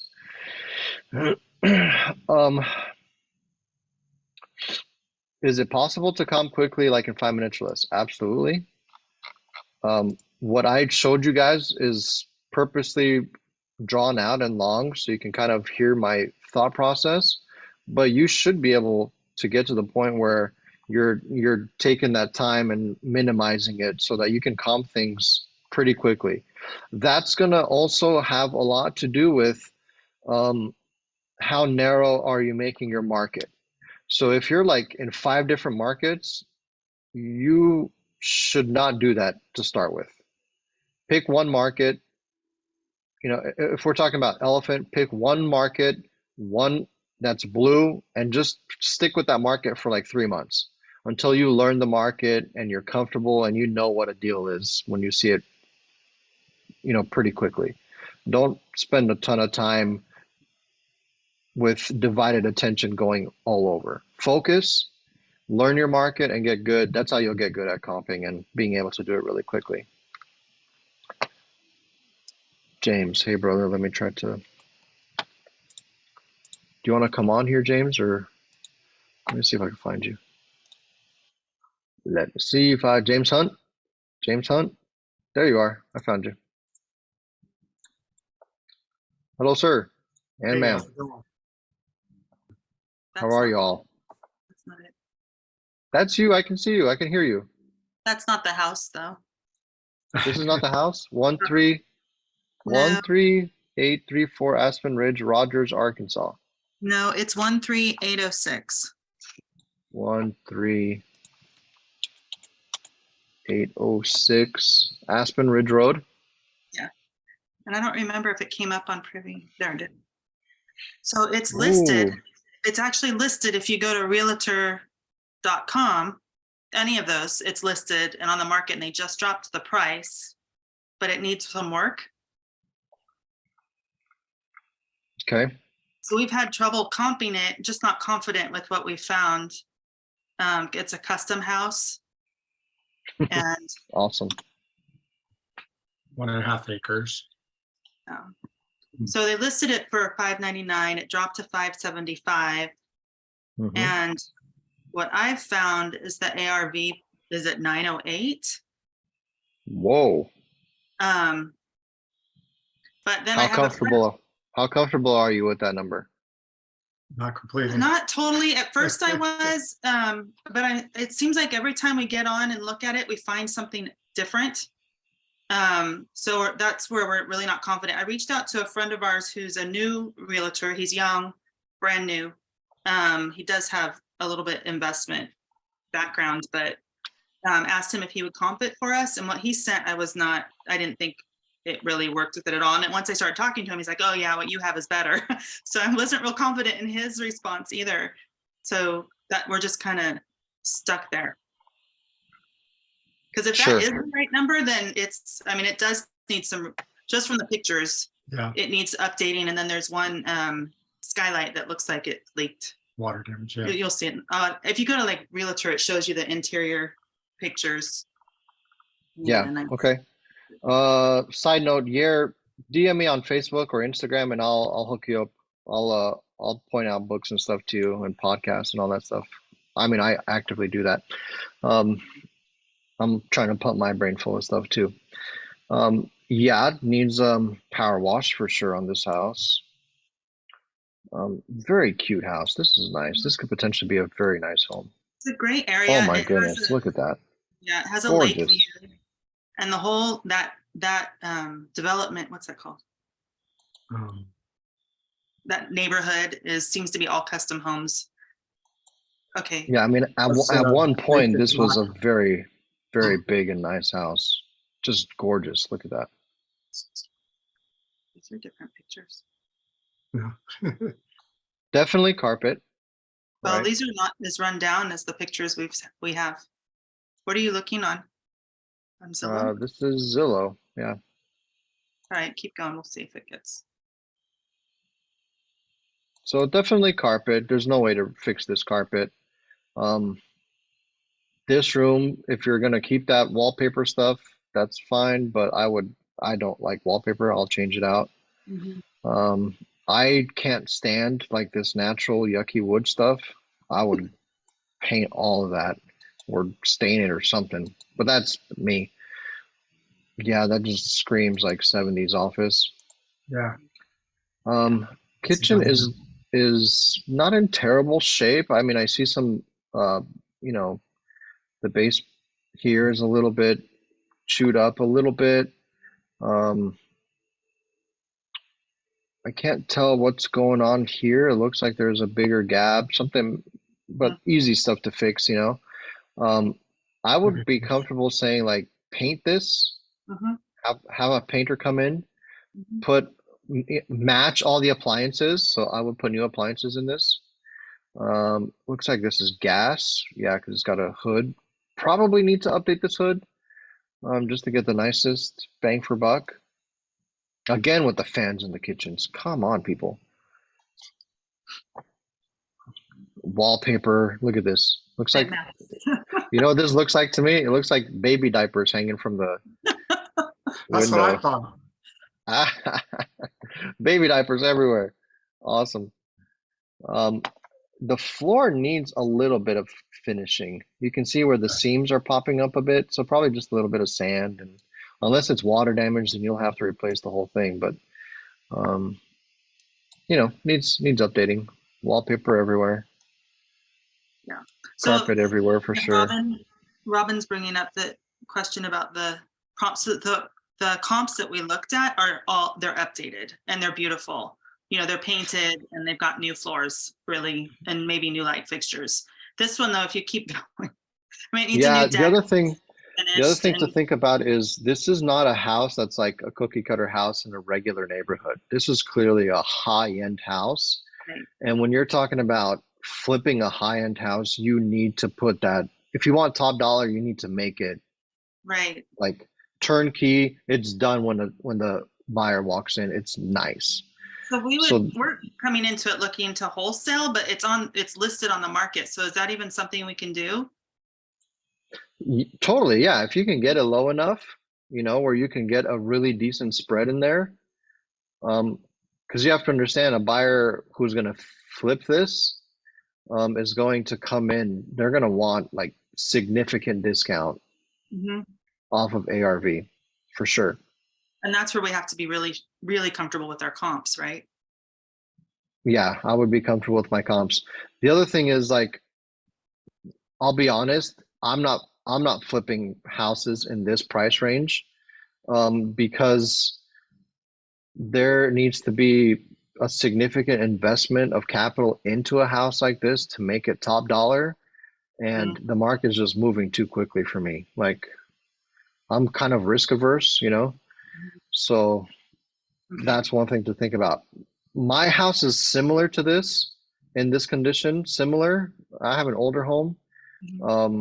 But like, if I was to flip my house, my bathroom looks almost exactly like this. Not wood and not gold, but it's silver. But my shower looks almost exactly like this, and my hot tub thing looks exactly like this. And I have a window right above my bathtub too. I mean, it's almost identical except flipped. Like, if I was flipping this house to sell, this would all be gone. This would be like a giant marble, whatever, nice tile, walk-in shower, black fixtures. I mean, that's a significant, you know, cost adjustment that you need to consider there. There's no way you can sell this house with this bathroom in this condition. Heck no. I would laugh at you if I was the end buyer and I walked into this bathroom. Heck no. And what about for renting? It's in a good area for a short-term rental even. So first, make sure that it works as a long-term rental. Okay. Because God forbid it doesn't work as a short-term rental, or there's an HOA or something that you're not aware of. Something happens and you can't short-term rent it. What do you do? There's no way to Yeah, that's fantastic. In Texas, it's Yeah. super hard to find houses that don't have HOAs that are in neighborhoods. Almost everything has an HOA. So like if it doesn't short-term rent, maybe consider medium-term rent. You know, depends on how close this is to hospitals and Mhm. things like that. The thing that you have to consider is so I mean you guys have probably heard like that whole 1% rule. Yeah. It's cliche, yeah, it doesn't always work, but it's still like a decent starting metric, you know? So like if you're talking about this is a $575,000 house, let's say that's what ARV was, fixed up, right? Let's just assume that. Mhm. Like $5,700 for rent is a heck of a lot of money. Mhm. In a downward facing economy, like I would not be comfortable with assuming I can get that kind of, that's a very specific kind of clientele, right? If I'm going to be doing a rental, I want to be like at median or below. You know, in Dallas, for example, median is like 400,000 ish. And that is high for a rental. $4,000 for a rental, man, that's crazy. Like you got to be making really good money because they're talking about like to qualify for a mortgage, let's say, or a rental for that matter, you know, they're talking about like 30% or so of your income should go to your housing, right? Well, I mean, $4,000 Mhm. to be that 30, I mean, you're making a ton of money. That's a very significant income to be able to make a $4,000 rent payment and have it be only 30% of your finances, you know? Mhm. So if this was 2 years ago, I'd be like, oh, you guys are going to make $200,000 on this easy, just in appreciation alone. And in November of 2022, oof, I'm a little bit scared. You know, I'm scared. Like, not scared in that like I would be afraid to hold this for 4 or 5 months trying to Mhm. fix it up, and then the market drops another 20%. Right. Yeah, like so if I were you, I would wholesale it, like Right. for sure. That's really what we were we're wondering, but weren't sure Robin, about. Robin, did you want to comment on this or separate question? Let's see if I can unmute you. Yeah, can you hear me? Yeah. Okay. Well, actually, it was a question, so I don't know if it's on this or not, but it was with regards to a comment that you just made about investors and being a little bit shy of what's happening in the market. I recently, because I've got a lot of different business relationships, some of which are real estate investors. They're not in this program, they're just conventional investors. Sure. And the comment was made to me by one of them that he's really backing off the market for a couple of years, waiting for it to hit bottom before he does anything. So I'm curious because there's a part of me, and the way I responded to him was, yes, I understand that, but we're doing creative deals where we're not talking necessarily about market prices right now. And the investments have various different opportunities, whether it's buying and holding or whether it's renting or wholesaling or whatever. But I'm so new at this, I'm not sure that was an accurate response. And I'd be interested in your thoughts about how to talk with conventional investors and building an investors community when that objection comes up. Yeah, so it doesn't really have to do with the Hunts situation, so I can wait on That's that the water question damage until right you there. finish. that's amazing. I see that right there. It's because of the skylight. My dad's a roofer. He hates skylights. He's like, oh, never install a skylight because this happens all the time. Yeah, so the way my mind is thinking right now is I feel like prices are going down, and as the market continues to drop, not only the real estate market but the economy as a whole, I think incomes are going to be affected also. That's just the way it's always been in a recession. And if we're talking, I mean, we've been in a recession now for months, and they're talking about it's going to get worse. So we're talking about this is the worst it's probably going to be since the Great Depression. If that's true, then I would be afraid to be like in the higher end of the market, because those are big price tags and big numbers. It's always safer to be like, let's do business where a ton of people are capable of buying and where they can be locked in for a long term, right?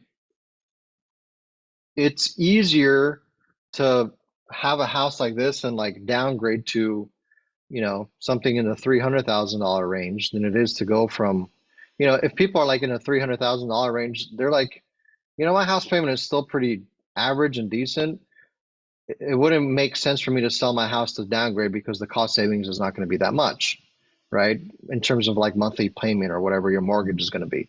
But there's a significant difference between like a $500,000-$600,000 house and a $300,000 house in terms of your monthly payment.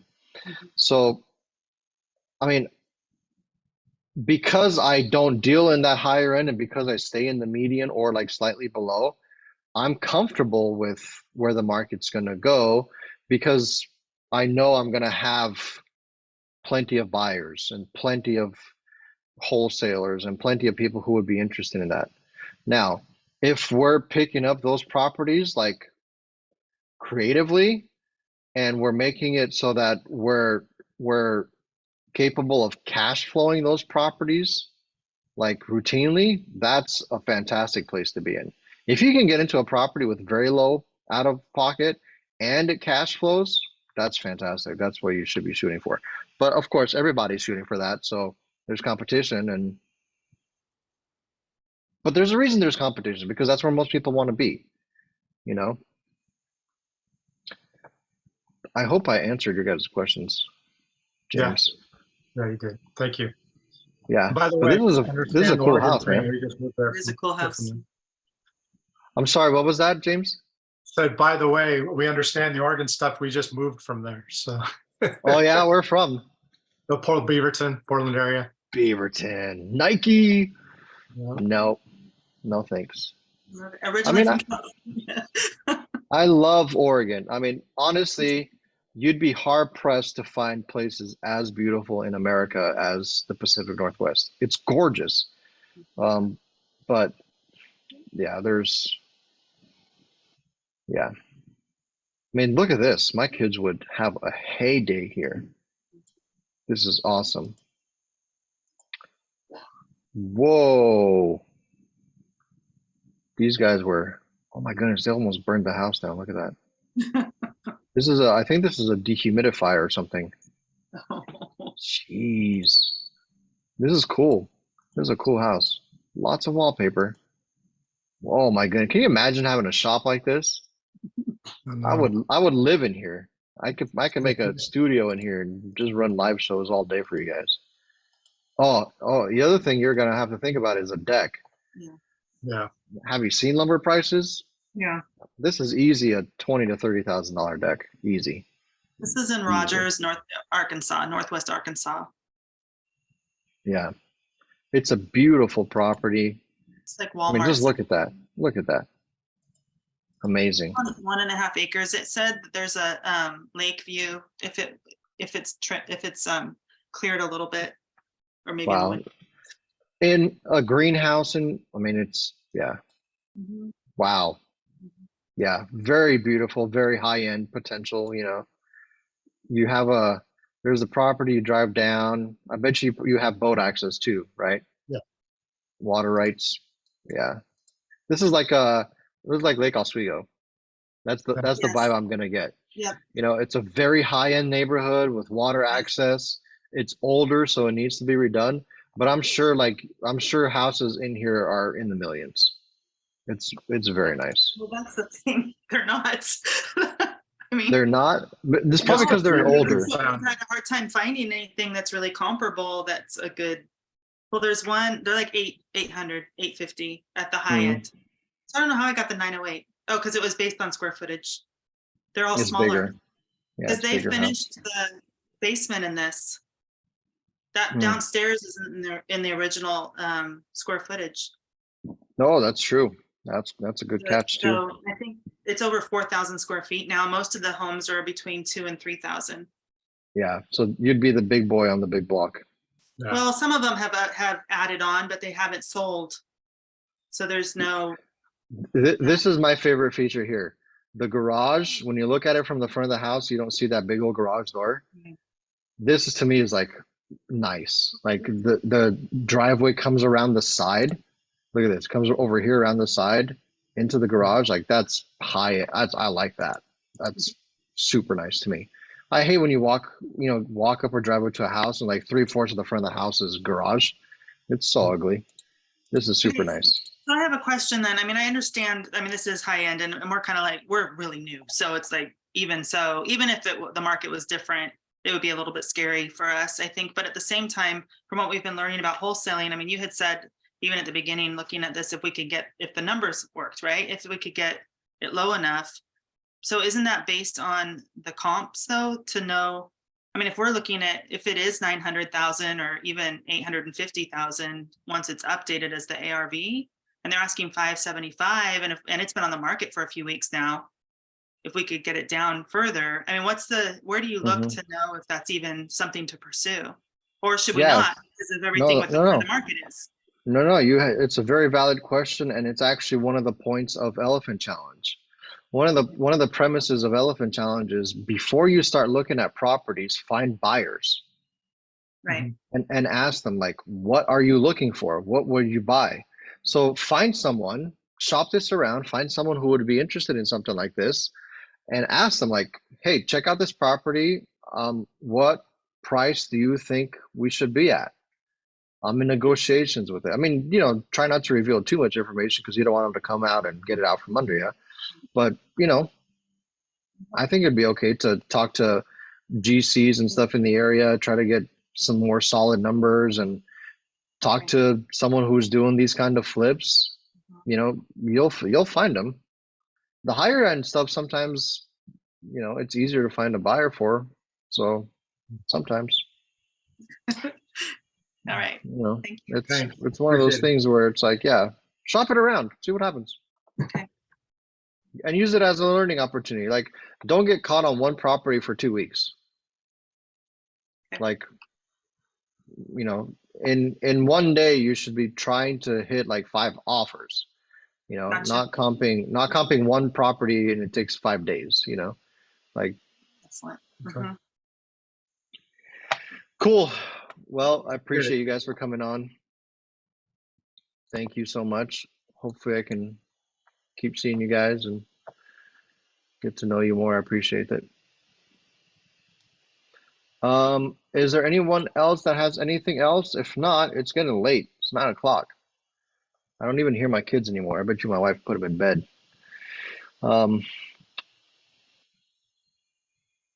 Sebastian's the last one. That's it.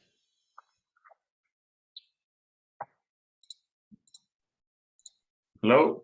Sir, how are you? Hey, all good. How about you? Fantastic. Sebastian, are you from Norway? No, I am Mexican. Mexican. I have a friend who has a name that is almost the same as your last name, Mendig, and he's from Norway. No, here the last name is actually American. My grandfather was from Syracuse. Interesting. Awesome. Yeah. How can I help you, sir? Well, I actually texted. Let me share. So I contacted this. They helped me out to get the comp because I'm still getting a little bit used to that. And I called the seller, well, the agent. Apparently, the parents pass away, so the seller is basically the daughter. House was left in probate, Mhm. needs rehab, and it has a mortgage of 147,000. And they're asking for like 160, 69 or 70 something. Okay. They have gotten offers of 162 and she rejected them. I offer, I ask if to the agent if they would consider going with creative financing to make it work. And he says that no, that the mortgage has to be paid in full. And I'm like, so how do you help a seller that has, and if they don't sell it, then the bank will take it. Yeah, I mean, sometimes you can't. So let's preface, like, sometimes not every house is going to be a deal, and sometimes like we just need to recognize that and move, don't fall in Yeah. love with a property, I mean, I'm not, Um, no, it's not that I'm falling in love with the property or anything like that. I'm not a SOC2 student, so I'm not sure if there's, I mean, I've heard of all the strategies and that Pace uses for a few months, but still maybe there's something that I'm not familiar with, yeah. So do you know what the ARV is on this once it's all fixed up and ready to go? Let me send you the details because I have them written somewhere here. Sure. Yeah. So once you've figured out, you've comped all the numbers, you've underwritten it, and you kind of have a good idea of like, here's how much ARV is, here's how much rehab is, here's how much all the other costs are going to be, here's the number I need to be at in order to wholesale this, right? So the property is, I can tell you a number and the address. Sure. Is 729 Northeast.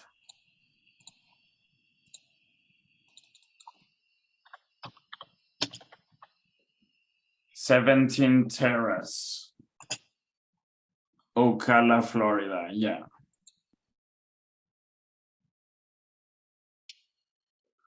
So that's the property. It definitely needs, once you see the inside, definitely needs to be, fixed, probably all, full. I'm not sure if it was with Jeff from Astro. Okay. I don't know if it was with the guys from,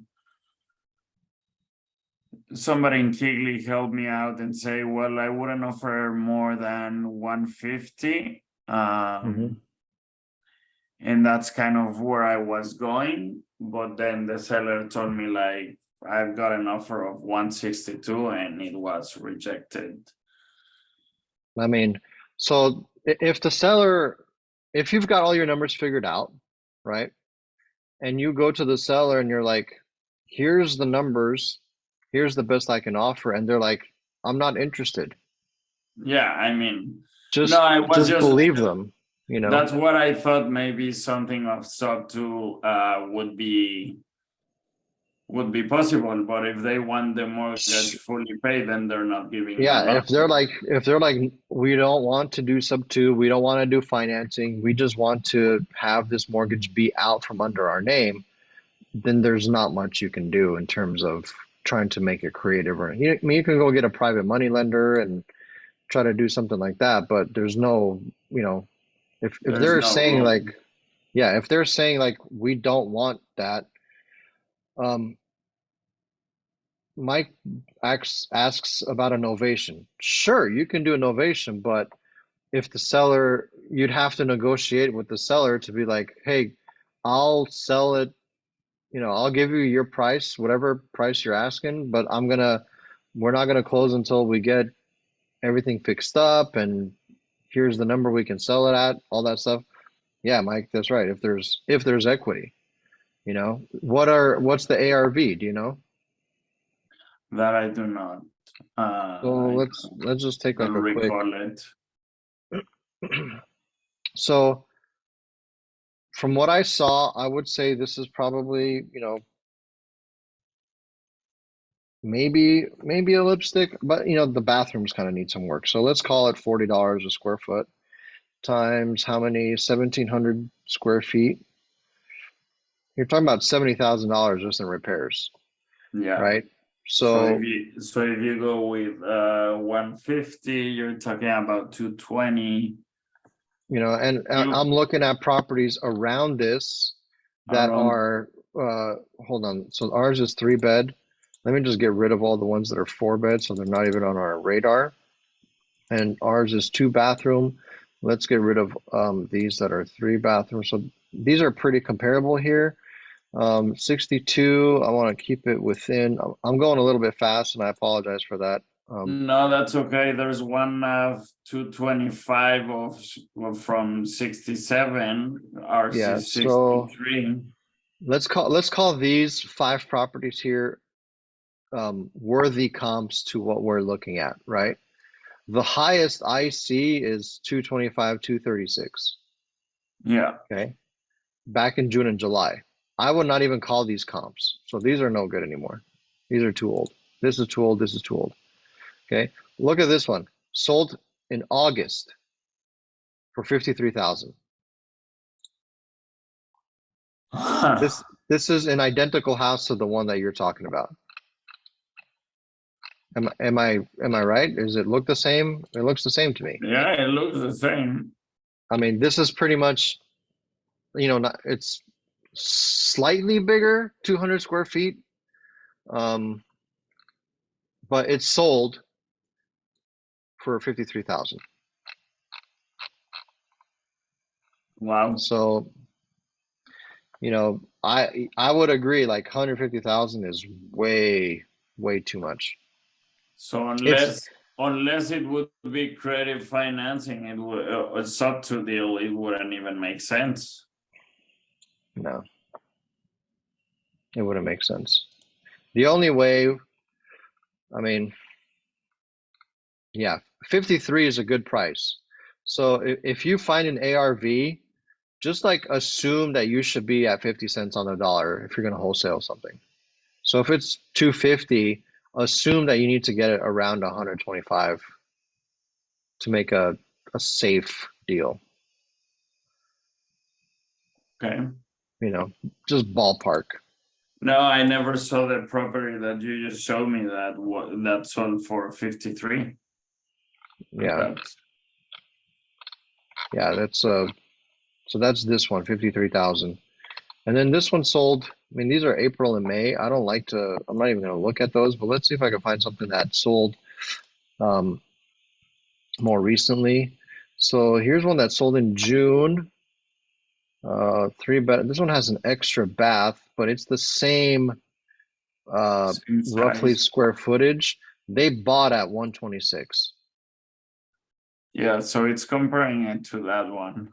Yeah, so they bought at 126 in October. No. Yeah, but that one, no. if you look at that house, it's a bit different. Yeah, it's different material. So this one, let me try to get a. I mean, okay, here we go. Public record. Same. So they bought in July. They bought in July at 126,000, when the market was still kind of not, you know, crazy. And they just sold it now at 214. So, yeah, I would agree with you. Like, you need to get it significantly lower. There, and the truth is, like you said, look, they've been sitting. It's 175 now, and they dropped to 15,000 a month ago, and they still haven't sold it. Give them a few days and be like, hey, you guys dropped it a month ago, and it still hasn't sold. How much are you guys going to drop it this month? Another 15,000. But you're saying that what would be the maximum you would go? Um, if you're saying ARV is 250-ish, I would shoot for like 125 and below. That's what I would think. Okay. I mean, just to be safe, you know, because Yeah. you could be holding this for 3 months, and then during that 3 months while it's being renovated, the market drops another 15%. You know, Yeah. it's just the reality of where we're at right now. Yeah, no, I was just considering, how, like we always say, like, let's also help these people. And I'm like, and how the hell do you help someone that doesn't want to be helped? You're right. Sometimes you can, man. We're trying to do our best. Like, I'm not a loan shark. Like, I want to help people. It's just my innate desire to be helpful. Yeah. And to like, I have a problem because I take things like as I take responsibility for things that are not my fault and have nothing to do with me. I just Yeah. feel pain for that. And so it's like, man, when I see a situation, like I want to do things to help, but when people are not wanting help or they're not, I'm not going to argue with someone to try to help them. Yeah. It's like, don't even stress yourself. Yeah.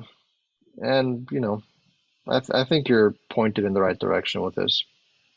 Okay. Well, thank you. I guess we should. We'll see Let you. you get We'll some see you rest. tomorrow, huh? We'll see you tomorrow, Thursday, Friday, at Elephant Challenge. In which one? Are you going to be in Elephant Challenge? Oh, yes. Yes. I also joined. I've been struggling with making offers because of comping.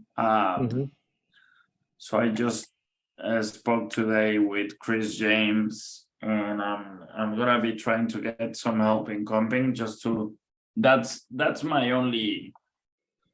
issue. I don't mind being on phone calls. I actually enjoy it. Good. My issue is making sure I'm comping right. Yeah, and of course, this is all stuff that's learnable. Yes. You might not be good at it now. We'll do it a bunch of times. We'll practice, and we'll learn how to do all that stuff, and you'll get comfortable with it. No problem, man. Sounds good. I'll see you course. tomorrow, Rob. Yeah, we'll see you guys all. Thank you guys all for coming out. Really, I really appreciate it. Tomorrow, Thursday, Friday, Elephant Challenge. Sign up for that if you're not signed up. I'll catch you guys in there. I'm there. I'll be in there all the time. I'm gonna be here every Tuesdays. So I'm doing I have to do 2 Zooms on Tuesdays now from I'm Central Time, so 6 to 7 o'clock I do Gator Tank, and then from 7 o'clock till usually 9 o'clock or so I'm doing this Elephant Zoom. Happy to have you guys in both Zooms. You're welcome to come out. I always have links posted all over, usually Facebook and Discord, all that stuff. I'm super happy to help. If you guys have any questions, like if you guys have things comped and underwritten and you're thinking you have a deal and you need help beyond that, for sure, hit me up on Discord, on any of the socials. My social handle is on screen. This will be posted in my YouTube channel, same handle, Rob_Cima. You'll find me everywhere. Rob Lacey, hey man, what's up? Thanks for coming out, man. I appreciate it. Yeah, I'll post this. It usually takes me a few days to get stuff posted because I'm not very good at that stuff. So be patient with me. I'll get it up there eventually. Awesome. Thank you guys so much. I really do appreciate it. See y'all mañana. Hopefully, y'all go get some rest. Got a big day tomorrow. Gotta go make some deals. Make some money. All right. Be blessed, y'all. Have a good night.